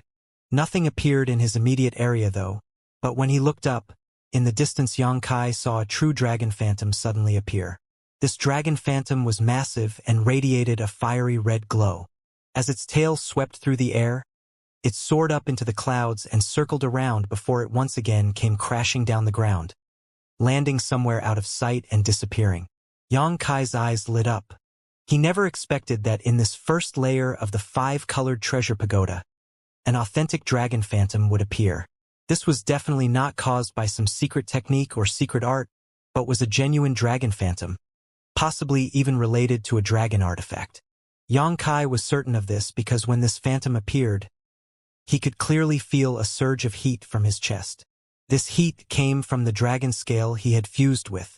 This dragon scale seemed to be resonating with something in the distance. Xianxia immediately realized that this might be a great opportunity. No wonder the rumors said that there were many opportunities inside the 5-colored treasure pagoda, and those who entered it and who had good luck would obtain many benefits, while at the same time, if one's strength was high, but luck was bad, they could not hope for anything. No longer hesitating, Xianxia immediately rushed towards the place where the vision appeared from at top speed. The position where the true dragon phantom had manifested was quite far from his current position, so even using his full strength, it took Xianxia 3 hours to arrive. Looking around, Xianxia couldn't help but freeze for a moment. There were already many cultivators gathered here, a rough count putting the number at several hundred, and more were arriving all the time, obviously attracted by the previous vision. This place was a mountain valley, and at its center was some kind of small altar.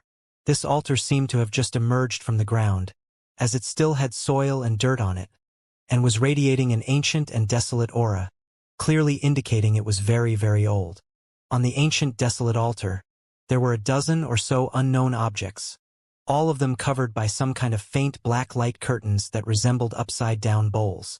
Although these light curtains blocked people from seeing what these objects were, they were just translucent enough for some faint outlines to be seen. The things shrouded by these light curtains were quite diverse in shape and size.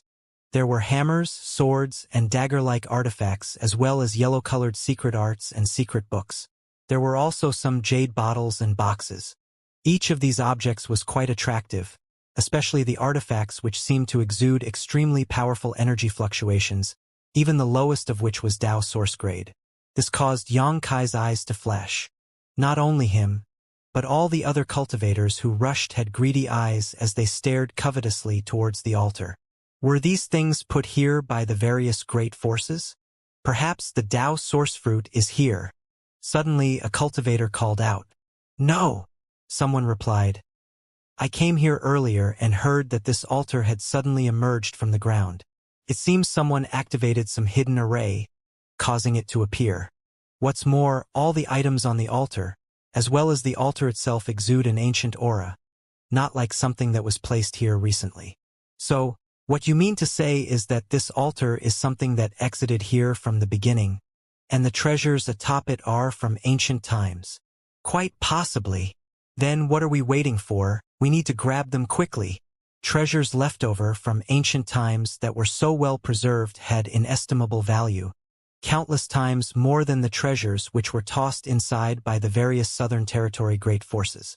As soon as the news spread, many more cultivators could immediately come here to try to snatch them. Many cultivators who wanted to observe for a while first couldn't hold themselves back anymore and mustered their courage to rush forward. Their action immediately affected those around them, and more people leapt into the fray. Even Xianxia started to move, but instead of rushing up to the front of the pack, he maintained a position somewhere in the middle, leaving himself some leeway to observe the situation of the cultivators in front of him to ensure he did not accidentally fall into some kind of trap. "Everyone, wait!" At that moment, a shout suddenly rang out, and immediately, a handsome young man dressed in white robes flew up into the sky above the crowd. This young man's lips were red, and his teeth were white, giving him a suave look, and judging from his extraordinary temperament, at first glance one could tell he came from a good background. "Everyone, please stay calm and listen to me," the young man shouted again. Many cultivators frowned and looked up impatiently. After all, there were treasures in front of them. Yet at this moment someone suddenly prevented them from moving forward. It was extremely unpleasant, tantamount to killing their parents or robbing them of their wealth. Such hatred was absolutely irreconcilable. However, when everyone saw this person's face clearly, many people stopped in place obediently while others showed looks of awe and fear. "So, it is young Lord Jiang Chu-he." From the crowd, a cultivator who recognized this youth cupped his fists and said, "I wonder what young Master Jiang's intentions are? Could it be that young Master Jiang wishes to use his Jiang family's authority to monopolize the treasures on the altar? If so, I would advise young Master Jiang to reconsider. That's right, these treasures are all without owners currently, and although the Jiang family is a powerful force in Maplewood City, this is the 5-colored treasure pagoda. If young Master Jiang wants to take charge here, he should consider his own weight first." Someone immediately agreed. Hearing what they said, Xianxia immediately understood the identity of this young man. He was the young master of Maplewood City's Jiang family. In Maplewood City, under the city lord's mansion, there were some powerful families and great forces. Among them, the Jiang family was considered quite powerful as it had an old ancestor at the First Order Dao Source Realm. Although Xianxia had not had any dealings with the Jiang family, he had seen several Jiang family cultivators killed by the Luanfeng in Clear Jade Mountain. This time, all those who entered the 5-colored treasure pagoda were basically from Maplewood City, so naturally many people recognized Jiang Chu-he. Even if one didn't know him, they would have at least heard his name. However, just as the previous people had said, if this was Maplewood City, everyone might still be concerned about the strength of the Jiang family's old ancestor and have to give Jiang Chu-he face. But inside this 5-colored treasure pagoda, the Jiang family was not much of a deterrent. What's more, the treasures were right in front of them now. Men die for wealth just as birds die for food. This was a well-known fact, so let alone a mere Jiang Chu-he, even if the old ancestor from the Jiang family was here, these hundreds of origin kings would not back down. Jiang Chu-he didn't show any annoyance on his face though and said with a smile, "These friends are too serious. There are hundreds of fellow cultivators here. So even if this Jiang would not dare provoke public anger by trying to monopolize these treasures. This Jiang never had such intentions. Then what does young Master Jiang want to say?" Jiang Chu-he continued with a smile. "This Jiang simply wanted to warn everyone that where there are benefits, there must be risks. What's more, this is the 5-colored treasure pagoda. Do any of you really think obtaining the things on this altar will be that easy? If that were the case, these items would have long ago been snatched up. We naturally understand this, but even if there are risks, we must not hesitate to push forward. Otherwise, what point would there have been in cultivating until now? I'm already prepared to face whatever consequences may come." The man who spoke first coldly snorted and declared, "This friend's courage is admirable." Jiang Chu-he smiled and said, "But doesn't this friend think he should first inquire about what this altar is? Know thyself and know thine enemy, and thou shalt be triumphant even in 100 battles. No, this is the first time any of us has entered the 5-colored treasure pagoda. So how should we know what this altar is?" The man shook his head but quickly looked at Jiang Chu-he in surprise and asked, "Could it be that young Master Jiang knows something? If that is so, Please enlighten us, young Master Jiang. Jiang Chu, he shook his head. This Jiang is not clear, but I believe there is someone here who should know about it. Saying so, he turned his head and looked towards a certain spot in the crowd with a smile on his face and asked, Young Lady Qin, what do you think? Everyone followed his gaze and saw a woman standing in the middle of a group of cultivators like the bright moon among the stars. This woman looked quite young, about 25 or 66 years of age, and seemed to be suffering from some kind of disease. Her complexion somewhat pale and her build slightly thin. If not for her current condition, she would definitely be a great beauty. But even so, seeing her in her frail condition, like a flower swaying in the wind and rain, still aroused great pity from others. Seeing Jiang Chu, he shifting everyone's attention onto herself. This young Lady Qin frowned and revealed a look of annoyance. The cultivators around her also glared at Jiang Chu, he in dissatisfaction. Young Lady Qin? Young Lady Qin Yu from the Qin family. Exclamations rang out from the crowd, as if this Qin Yu was very famous. I heard that young Lady Qin Yu is extremely well learnt, especially about the secrets of the ancient past. Could young Lady Qin know something about this altar? If that is the case, and young Lady Qin could enlighten all of us, this Jiang would be incredibly grateful. Jiang Chu, he smiled gently and asked, only causing the glares from Qin Yu and her guards to increase further. Yang Kai's brow also rose slightly as he suddenly understood what Jiang Chu he's intentions were this time. This guy obviously wanted to inquire about the situation of this altar. However, if he were to simply ask Qin Yu on his own, she might not be willing to say anything, but by involving everyone here in this matter, he forced Qin Yu into a situation where even if she was reluctant, she had to comply. No one wanted to become the target of public anger.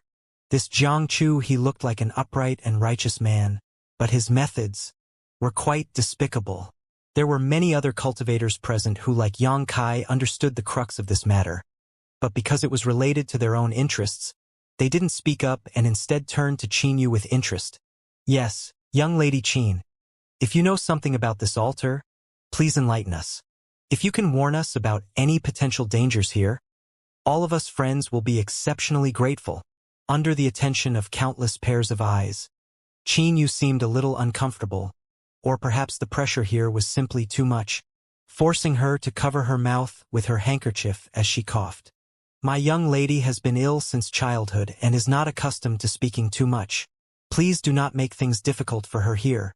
Beside Qin Yu, a 40 or 50-year-old guard at the Third Order Origin King realm spoke coldly as he reluctantly cupped his fists.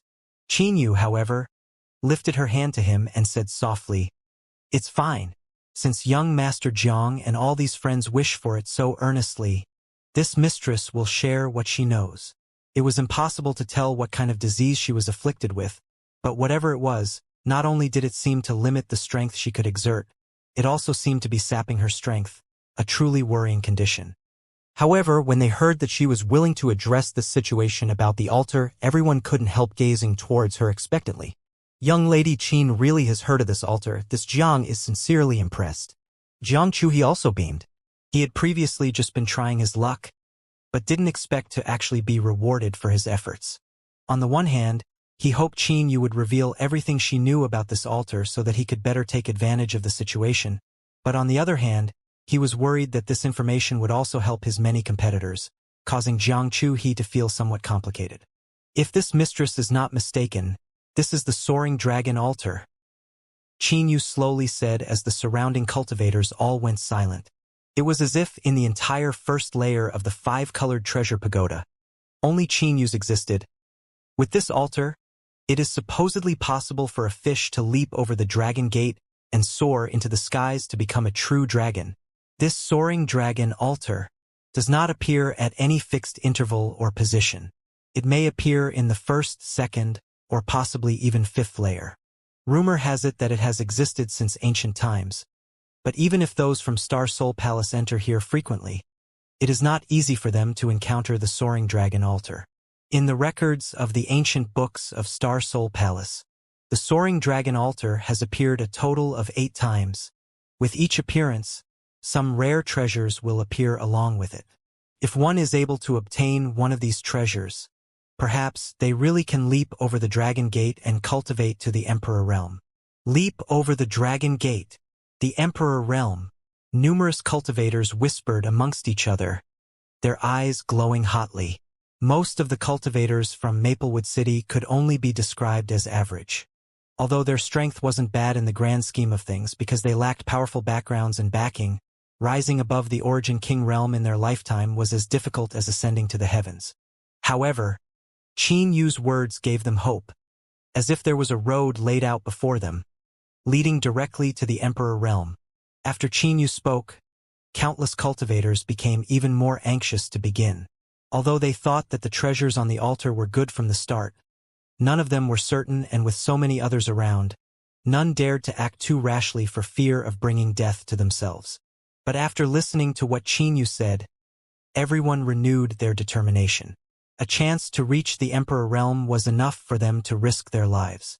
However, some people remained calm and asked loudly, "Dare I ask young Lady Qin if any dangers are associated with this soaring dragon altar?" Dangers. Most definitely, possibly life-threatening ones at that, but as for what specific dangers there are, this mistress does not know. After all, the five-colored treasure pagoda is Star Soul Palace's supreme treasure, so not much is recorded in available ancient books. This mistress is also entering this place for the first time. So, hearing this, everyone showed disappointment. Although many suspected Qin Yu knew more than she was telling, she had already revealed so much which could be considered a great benevolence. So if they were to try to force the matter, it would be tantamount to slapping the Qin family's face. Almost everyone present lived in Maplewood City, so who would be willing to offend one of its most powerful families?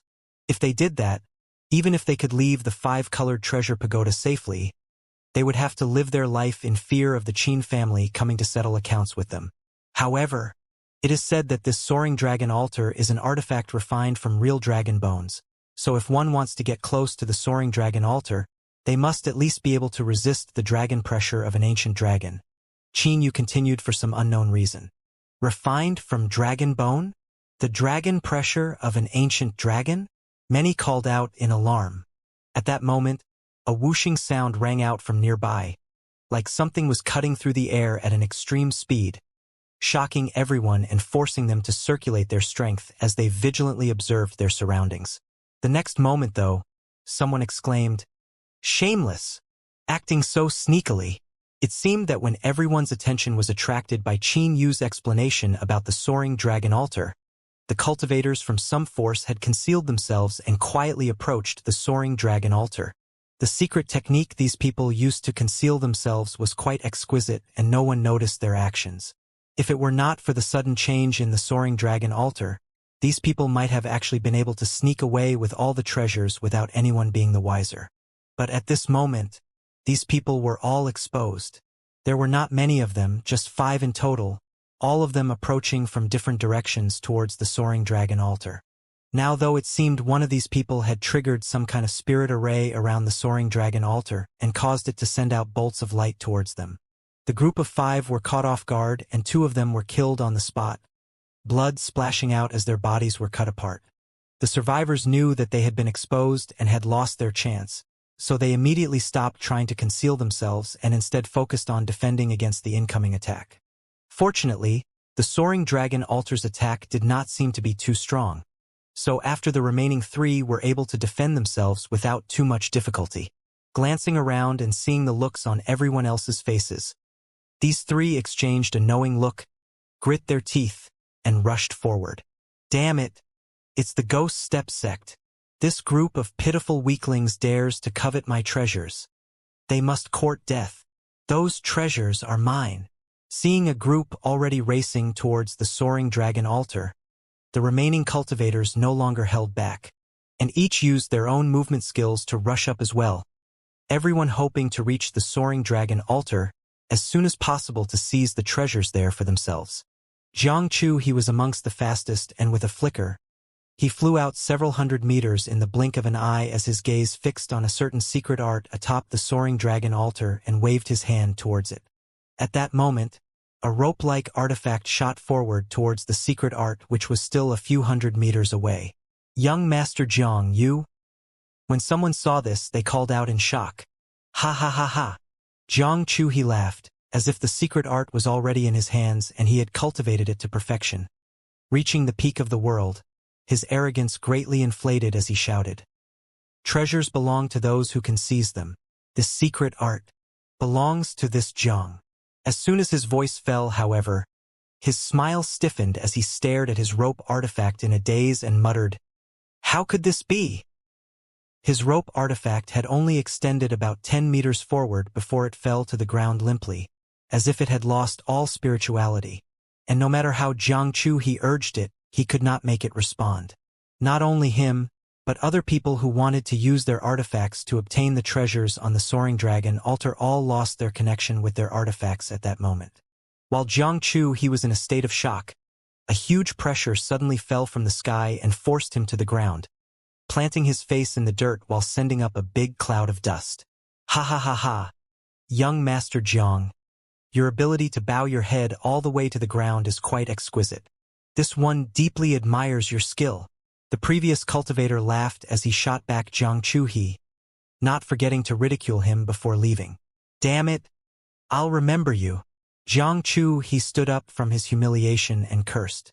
Looking around, all the cultivators around who had wanted to fly over to the Soaring Dragon altar found themselves in similar situations to his own, plummeting from the sky and landing in miserable poses. This discovery made the bitterness in Jiang Chu he's heart disperse greatly.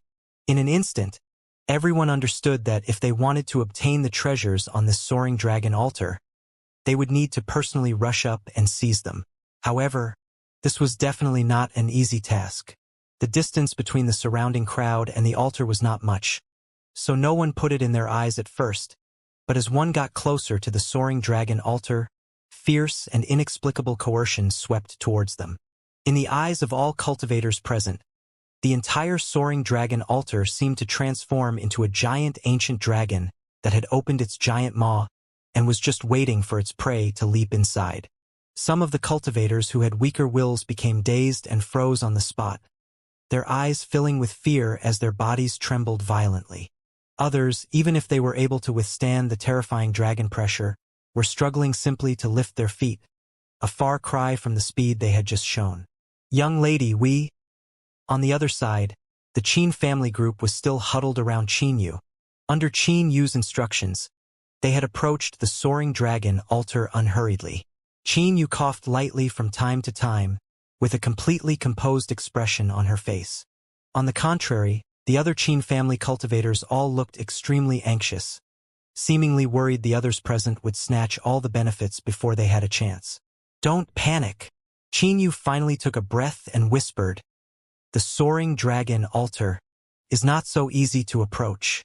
Instead of rushing, we should take this opportunity to feel the dragon pressure of an ancient dragon. This pressure has a great effect when it comes to tempering oneself. In the future, you encounter a powerful foe. Having this experience will allow you to maintain your composure."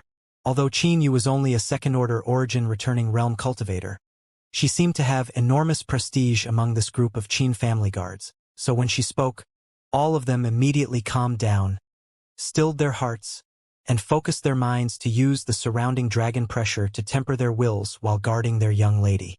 Suddenly, Qin Yu's brow furrowed as she turned towards a certain direction. When she did, she met eyes with Yang Kai, who flashed her a smile as he casually strolled forward. He is... Qin Yu looked deeply at Yang Kai's back and found to her surprise that, despite her innate ability to see through others, she could not do so with him. He did not seem to have the slightest eagerness for the treasures on the Soaring Dragon altar, and while everyone else was struggling with all their might, he acted as if he was taking a leisurely walk through his garden. Qin Yu shook her head slightly, closed her eyes, and lowered her head.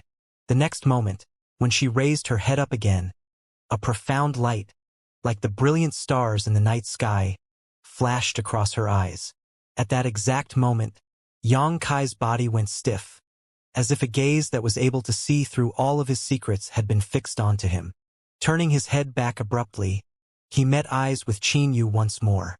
The next instant, Qin Yu's tender body trembled, and she began coughing violently.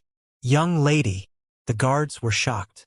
Qin Yu waved her hand lightly as she doubled over and covered her mouth with her silk handkerchief, coughing hard for a moment before gradually recovering. "I'm fine," Qin Yu gasped. But when she looked up again to where Yang Kai was before, she found that he had completely disappeared and let out a sigh. "This woman is quite strange." At the same time, Yang Kai, who had submerged himself into the crowd, frowned and muttered. He had felt that this girl named Qin Yu was somehow extraordinary, but with the other party's cultivation being just a trivial second-order origin returning realm, he was unable to reconcile his instincts with reality. But when Qin Yu looked at him just now, like she was peering into his very depths, Yang Kai could not help feeling chills up his spine. If it is not necessary, it would be best to have less contact with her in the future, Yang Kai muttered as he made up his mind, fearing that his secret might inexplicably be leaked to her. Ah! At that moment, a scream suddenly sounded. A cultivator, who had been petrified in place by the dragon pressure for some time, now let out a pitifully cry and shivered violently, like he was seeing something horrifying, and in a panic, his chi began to riot and he released several secret techniques into the air around him. A moment later, with a resounding bang, this cultivator's head exploded, releasing a great splash of red and white before his headless corpse fell miserably to the ground. This shocked and terrified the nearby cultivators. But things had not ended yet. Like a spark that lit a fuse, the death of this person set off a myriad of screams from different locations. The encounters of these cultivators were just like the first, seemingly falling into a nightmare, their strength fluctuating chaotically, launching random attacks, then having their heads explode. Dragon pressure suppression. Someone in the crowd yelled in horror. Everyone understood how these people were killed. Obviously, they were overwhelmed by the supreme dragon pressure here, causing a fault in their souls which led to their death. For a moment, some of the more timid and lower-strength cultivators did not dare to advance and instead tried to turn around and retreat. However, the moment these people stepped back, bursts of light rapidly shot out from the soaring dragon altar towards them. Everyone was shocked by this scene. These lights were not shot out at random though, and were actually targeted at the cultivators who were trying to flee. In the blink of an eye, more than 30 more corpses littered the ground. This sudden change caused everyone to freeze on the spot. After a short silence though, someone suddenly shouted, "We can't retreat. There's a restriction here that will kill you if you try to withdraw. Everyone be careful. Damn it. It's a trap. Damn Star Soul Palace. What should I do?" Many people here had low strength but had still coveted the treasures before them. But now that they found themselves in this predicament, they began to blame and accuse Star Soul Palace for their misfortune. In the current situation, if they moved forward, the dragon pressure they needed to resist would become fiercer, and the slightest carelessness could lead to their head exploding, an incredibly gruesome death. The few cultivators who had died just now were a perfect example of this. However, there was also no retreat from there, as the 30 or so fresh corpses that had holes through their chests proved. After realizing that they could neither advance nor retreat, many chose to simply stand in place. However, not everyone was like this, as there were still some who had real capabilities and confidence in their strength, who continued to resist the dragon pressure as they walked towards the soaring dragon altar step by step. These masters were focused on the dozen or so treasures before them, and despite the grueling difficulty of each step forward, they only felt more and more joyful as they approached their goal. Snatching wealth from the jaws of danger was a truth everyone understood well. Who among the cultivators here had not experienced many life or death crises? As such, most had extremely strong determination. What's more, without even mentioning whether they could snatch those dozens or so unknown treasures, many cultivators still felt ecstatic just because of the benefits they gained from approaching the soaring dragon altar. Every step they took tempered their will, and under the supreme dragon pressure, many of the origin kings present even noticed that their Saint Chi was rapidly being transformed into Source Chi. The conversion speed was far more than what taking source condensing pills could achieve. Yang Kai discovered this as well. In truth, he was capable of completely ignoring the dragon pressure from soaring dragon altar. After all, he possessed the source of a golden divine dragon in his body. Although the soaring dragon altar was made from true dragon bones and could radiate intense dragon pressure, in front of Yang Kai's golden divine dragon source. This paltry dragon pressure could play no role. In ancient times, countless different clans belonged to the dragon clan, but among these clans, bloodline suppression was obvious. The golden divine dragon was of the highest status in the dragon clan while, from the previous vision the soaring dragon altar created, it was most likely refined from a red dragon's bones. Red dragons primarily controlled fire attribute power. The golden divine dragon source's mere presence was sufficient to suppress the dragon pressure from the soaring dragon altar, leaving a 10-meter radius around Yang Kai free from any kind of suppression. When Yang Kai discovered this, his first thought was to immediately rush up to the altar and snatch everything for himself. But after thinking about it carefully, he decided not to act rashly. After all, there were still hundreds of Origin King Realm cultivators here. Even if Yang Kai could somehow escape from the encirclement of these Origin Kings, which was a questionable prospect at best, he would find himself in grave danger once he left the 5-colored treasure pagoda. Once the people outside learned that he had obtained so many benefits from the soaring dragon altar, he would become a public target. An ordinary man is innocent, but treasures make him guilty. Yang Kai didn't believe that those Dao Source Realm masters outside would not covet the treasures from the soaring dragon altar. If he became the target of multiple Dao Source Realm masters, his future would become bleak. And so, Yang Kai didn't dare to reveal too exaggerated of a performance. At this moment, he hid amongst the crowd while approaching the soaring dragon altar step by step, relying on the supreme dragon pressure to transform his Saint Chi into Source Chi, while also leisurely observing the situations of the cultivators around him. Not long after, many powerful Origin Kings were silently noted by Yang Kai. These people were undoubtedly masters who had fully transformed their Saint Chi into Source Chi, and when they were resisting the dragon pressure, they clearly had a much easier time than the others. This group was moving far faster than the rest and had created a noticeable gap between them and the others.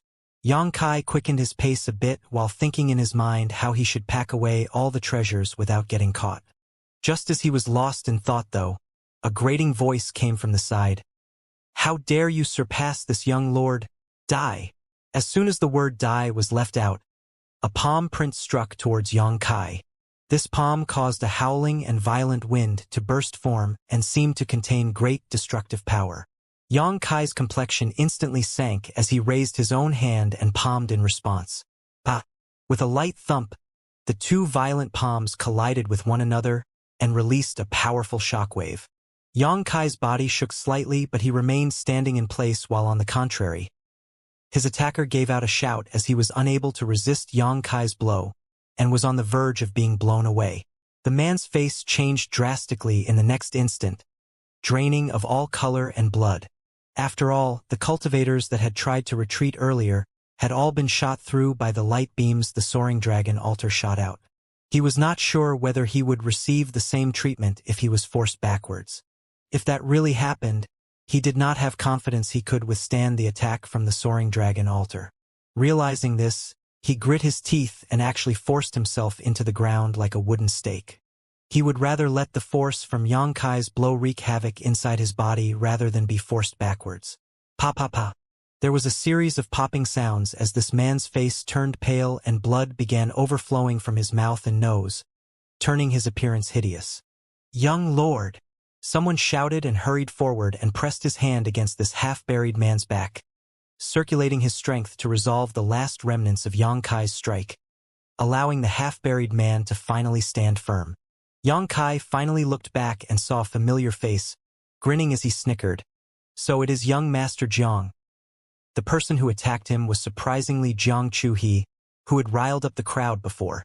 When Yang Kai saw him for the first time, he felt this Jiang Chu-he gave off a scholarly and upright aura, befitting his status as the young lord of a big family. But after watching him manipulate the crowd into pressuring Qinyu, Yang Kai understood that this person was a sinister trickster who was both petty and manipulative. In short, the type Yang Kai most despised. Even just now, it seemed Jiang Chu-he had only attacked him because Yang Kai had managed to overtake his progress. "Who is your excellency?"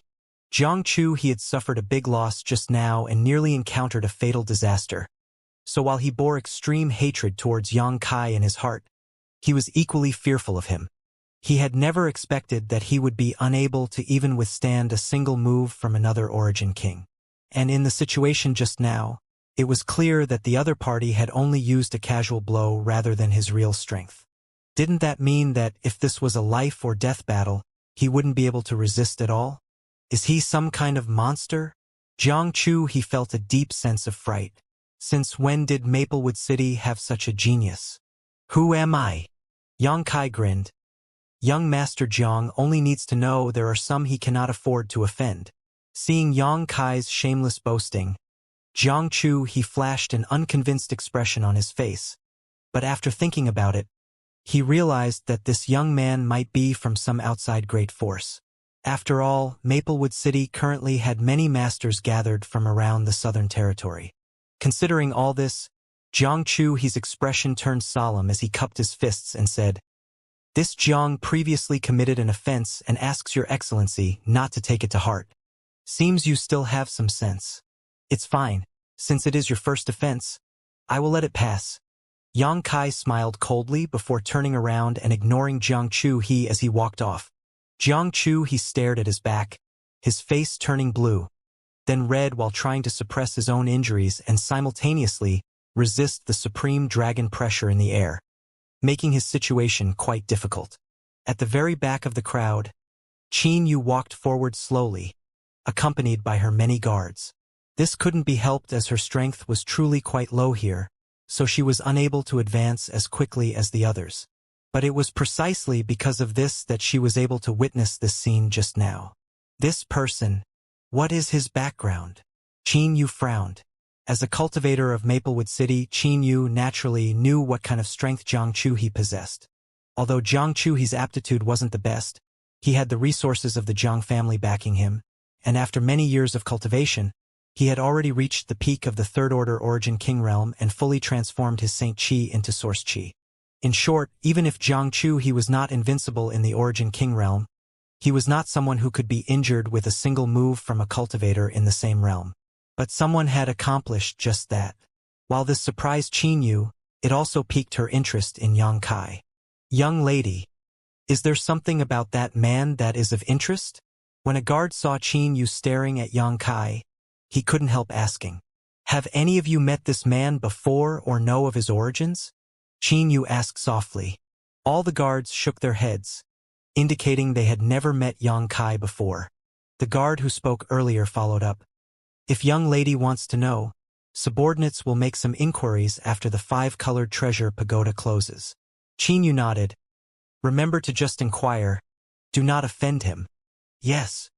Near the soaring dragon altar, the gap between everyone's strength gradually became clear as time passed. Although everyone here was basically an Origin King, and many had reached the Third Order, those who were strong and those who were weak were quickly separated under the pressure of the soaring dragon altar. Those who had superior will, perseverance, and strength were able to approach closer faster. The rest lagged behind. For a time, hundreds of cultivators became divided into several rings with soaring dragon altar as the core, all of whom were desperately trying to get closer to the center. In the first ring, there were roughly 40 Third Order Origin Kings who had only a small gap between each of them. It was foreseeable that if nothing happened, these 40 masters would reach the soaring dragon altar first. As for the second, third, and even further out rings, these people had no hope of obtaining anything. However, these people did not dare to retreat, as that would be courting death, so they could only grit their teeth and march forward. During this period, more and more cultivators died violently because they were unable to bear the intense dragon pressure. Within a radius of several hundred meters of the soaring dragon altar, there were now a few hundred headless corpses littering the ground, making for a horrifying scene. The 1,000-meter region surrounding the soaring dragon altar had become a burial ground for countless Origin Kings. Half an hour later, the several dozen cultivators in the first group were now less than 10 meters from the soaring dragon altar. At such a close distance, the dozen or so treasures on the altar could now be seen clearly, and regardless of what these people's origins were, they couldn't stop their breathing from becoming quicker. However, with only a dozen or so treasures and 40 or so cultivators in the lead group, it was impossible to split them evenly, and most people were destined to return empty-handed. Everyone obviously knew this, so once they were 10 meters from the soaring dragon altar, everyone secretly began circulating their strength as their eyes darted about, hostility rapidly swelling up within all of them. Suddenly, there was a sound of something breaking through the air as the surrounding world energy turned chaotic. A golden arrow had been shot by someone and was now flying towards a certain burly figure. Damn it! I knew you were going to attack Father here since the beginning. Could you no longer hold back? The burly man seemed to have been prepared long ago, so when he saw the enemy next to him attack, he immediately stretched out his hand and summoned a turquoise shield to protect his body. Bang! With a loud bang, although the golden arrow was quite powerful, it was still blocked successfully by the burly man. Seeing this situation, the person who made the sneak attack could not help staring in a daze. The burly man grinned fiercely as he withdrew his shield and then clenched his fists, source chi surging from his body as he punched out. Tyrant King's Holy Fist! This was obviously a powerful secret technique, and the moment it flew out, some faint traces of principal strength swirled around it. It was obvious from this scene that this burly man had already touched the threshold of the Tao Source realm and perhaps was just one step away from breaking through. From this fist wind, an aura that seemed to dominate and control the world lingered, causing the face of the cultivator who had previously attacked to pale. In a hurry, this man twisted his body whilst reaching out to summon a meter-long sword into his hand at the same time. With a flick of his wrist, source chi poured into this long sword and the man's expression became solemn. Water Moon Mirror Flower. Shouting, the man swung his sword in a half-circle, leaving behind a reflective afterglow. The Tyrant King's Holy Fist arrived in the next instant but was completely blocked by this sword-light mirror. The Origin King realm domains of these two, which had both reached the grand accomplishment stage, flared at the same time trying to suppress one another. It seemed that even the surrounding space was unable to bear such a violent confrontation and small cracks began to appear in the next instant. Good, good, good. Finally someone decent. Seeing this, the burly man not only was not surprised. He instead laughed and wore an even more rampant expression. On the other hand, his opponent secretly grumbled bitterly, not having expected that the person he had just attacked at random in order to thin out the competition would actually be such a madman. With no other choice, he could only grit his teeth and meet his enemy head-on. Just as the battle between these two began, the 40 or so cultivators in the lead group all took action, as if they had all negotiated to begin at this very moment. However, these people did not rush towards the soaring dragon altar, but instead turned to attack the nearest cultivator. All of a sudden, chaos broke out around the soaring dragon altar. Sneak attacks and counterattacks were launched one after another. Often, a cultivator would start launching a sneak attack towards his or her target, but was instead sneak attacked by another, forcing them to grit their teeth and turn to defend themselves. Some fought alone, some fought in tangled melees, and some tried to evade fighting altogether. These elite Origin Kings almost all belonged to Maplewood City, but they seemed to have become bitter enemies at this moment, and it was not long before the air was filled with the light of martial skills and artifacts. The cultivators further back saw this scene and were stunned for a time, but soon, many flashed looks of pleasant surprise, because this chaos meant that they still had a chance to obtain the treasures on the soaring dragon altar. At the moment, they went all out to stimulate their strength and advance closer. However, their thoughts were obviously naive. The cultivators in the first group were indeed fighting amongst themselves, but if someone from the outer groups tried to approach, those from the lead group would give up their battle and jointly attack the newcomer. It seemed that those in the first group only regarded themselves as real competitors, while all the latecomers were just a group of pitiful weaklings. How could such wastes be qualified to seize these precious treasures? After 20 or so from the outer groups died, the cultivators from the second group finally understood the situation and did not dare to approach at will. Xianxia was actually just behind the cultivators in the second group and, when he saw this, he could not help frowning. If he wanted to get close to the soaring dragon altar now, he would need to no doubt become the target of the cultivators in the first group. But if he did not close the gap, he wouldn't be able to obtain anything from the soaring dragon altar.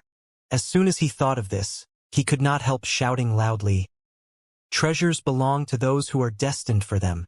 These cowards are far too overbearing, trying to block our path. Friends, if you wish to leap over the dragon gate, follow me." After riling up the crowd, Xianxia set an example and rushed up first.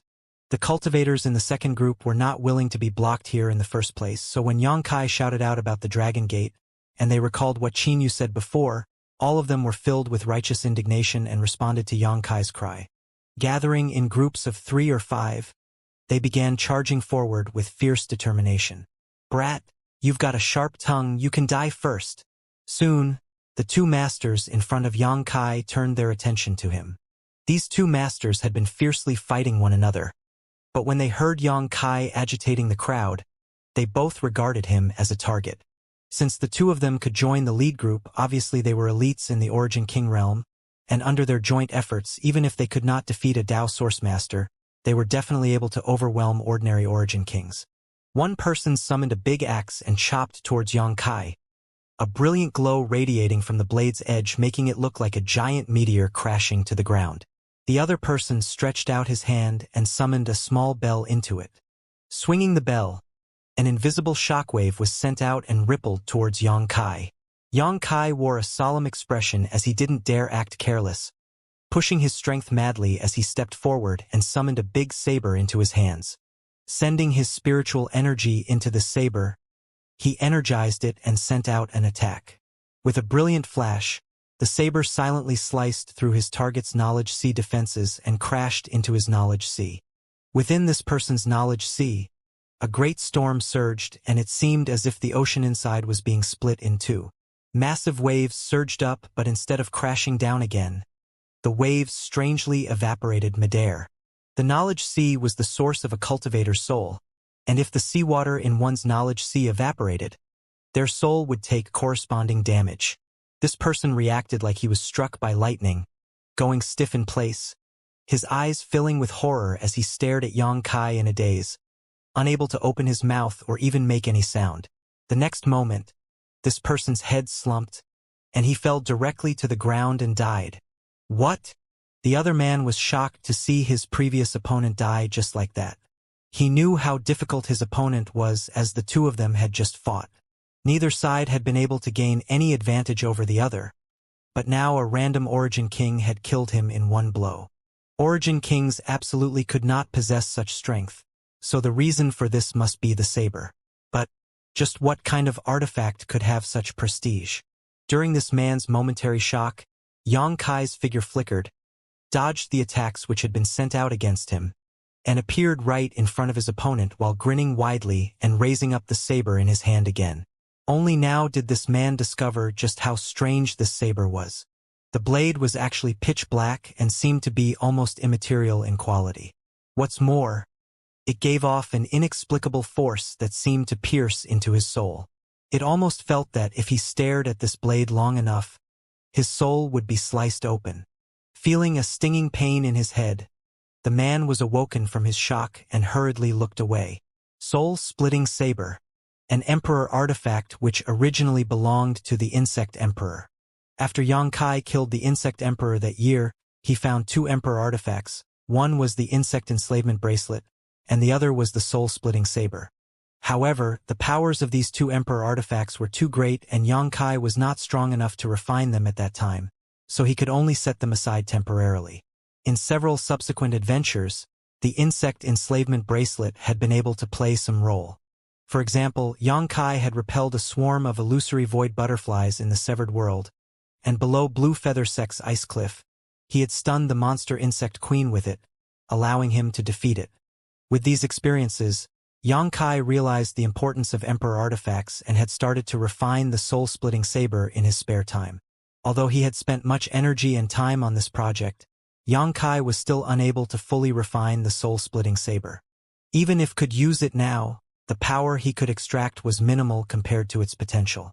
This was similar to the Annihilation Thunder bead, which Xianxia still could not fully utilize. However, emperor artifacts were still emperor artifact in the end. Even a trace of its true power was not something an Origin King realm could resist. This was especially true of the soul-splitting saber, as it was able to cut through spiritual energy, wounding the soul while disregarding the physical body, making it extremely difficult to guard against. The soul-splitting saber seemed to be a soul-type artifact, a treasure even rarer than defensive artifacts. What's more, Xianxia's soul was extremely powerful, so after using the soul-splitting saber against an Origin King, how could his opponent possibly defend against it? After a single face-to-face encounter, the enemy's soul had shattered, and he had died on the spot. Xianxia had done this deliberately. Right now, the lead group's cultivators seemed to have reached an unspoken consensus to prevent cultivators from the second group from approaching the soaring dragon altar. If he wanted to deter his enemies, he could only use overwhelming force to kill a few of them. By easily killing one, the others would be warned and no one would dare to stop him again. Sure enough, after this first person died, his original opponent, who saw Xianxia standing in front of him, raising the soul-splitting saber again and releasing black light from its blade, instinctually backed away in horror. This step backwards, though, immediately triggered the spirit array arranged on the soaring dragon altar. A bolt of light suddenly lasered towards the man who had just stepped back from the soaring dragon altar. This man's complexion changed drastically, and without even hesitating, he flew out at the fastest speed he could muster, a radiant glow bursting from his body as he tried to defend himself. But no matter how fast he fled, he was not able to escape the soaring dragon altar's attack, and after just a single breath, the bolt of light pierced straight through his protective source chi like paper and opened a hole in his chest. Ah! A partial scream rang out before the man fell to the ground with a thud, just like the cultivators who had been killed by these light beams before. His entire physique mangled to a miserable state. Everyone around paled in horror. After all, from the moment Xianxia took action to when these two died, less than 3 breaths had passed. In just 3 breaths of time, 2 peak origin kings from the lead group had been killed off. Regardless of what artifacts Xianxia had used just now, this alone was enough to demonstrate his strength and methods. In an instant, the look in the eyes of the cultivators near Xianxia shrank as their expression filled with fear and horror. Intentionally or unconsciously, all of them began to distance themselves, clearly indicating they had no intention to be his enemy. This effect was exactly what Xianxia had expected, so he simply flicked his wrist, stored away the soul-splitting saber and walked forward lightly, treating all the surrounding cultivators like air, an extremely arrogant display. Oh! Suddenly, a thunderous roar rang out from amongst the crowd, one that seemed like a cross between a dragon and a beast. Everyone was surprised hearing this and turned their eyes towards the source of this sound, their expressions stiffening the moment they did. Because at that position, a man wearing what looked like a training outfit and seemed to be about 30 years old had used some kind of powerful secret technique that caused his entire body to glow crimson red, like a cooked prawn. What's more, above this man's head, there was now a phantom image of a fiery red flood dragon. This flood dragon phantom was almost corporeal in its existence, and with its giant teeth and claws were incredibly intimidating. After making an appearance, though, this flood dragon's body flickered and dove into the body of the young man below. The next moment, this man's aura rose noticeably, and a faint trace of dragon pressure even began to radiate from his body. Duan Tian Ci. It's Duan Tian Ci, someone suddenly exclaimed. He's the son of Sir City Lord? I've heard that when he was young, he went out on an adventure and through a fortuitous encounter obtained the complete soul of a flood dragon. Now, it seems the rumors were true. With the help of this flood dragon soul, the pressure he'll have to face will definitely be lowered. Many cultivators cried out in unwillingness while others just stared in envy. Xianxia also instantly understood the identity of this person. It turned out to be Duan Tian Ci, the son of City Lord Duan Yuanshan. The flood dragon phantom that had just appeared was obviously a flood dragon soul he had acquired in his early years. Duan Tian Ci had used some kind of method to stimulate it to help him resist the powerful dragon pressure here. Although flood dragons were not part of the dragon clan, they still had a trace of the authentic dragon's bloodline, so the soul of a flood dragon was naturally useful in resisting dragon pressure. Duan Tian Ci was clearly a man who understood patience. He had hidden this advantage all along until he got close enough to the soaring dragon altar. Obviously, he had been planning this since the beginning. However, he was not the only one who had held back their trump card. Just as Duan Tianci inspired his flood dragon soul, another young man nearby let out a shout as a light cover that resembled a bell appeared around him. The surrounding cultivators' attacks landed on this bell, but this young man completely ignored them as he strode towards the soaring dragon altar step by step. None of those attacks were able to penetrate his defenses. It's the immovable heavenly king bell from Raging Fire Temple. He must be Zhong Zijin from Raging Fire Temple. One of the cultivators present recognized the name of this cultivator and the artifact he used. The Dao Source Grade Mid-Rank Defensive Artifact, Immovable Heavenly King Bell? That's cheating. How are we supposed to fight that? Many Origin Kings protested. Although Zhong Zijin's cultivation was not high enough to bring out the full power of the immovable Heavenly King Bell, it was still a Dao Source Grade Mid-Rank Defensive Artifact. So no attack from an ordinary Origin King could scratch it. Only if a dozen people joined forces and used their full strength would they pose a threat to Zhong Zijin. As he walked forward, Zhong Zijin turned his head to look at those who attacked him and sneered, "This Zhong will remember each of you. When things are settled here, this Zhong will definitely return your kindness." Hearing these words, many Origin Kings turned pale. Young Master Zhong. This is a misunderstanding.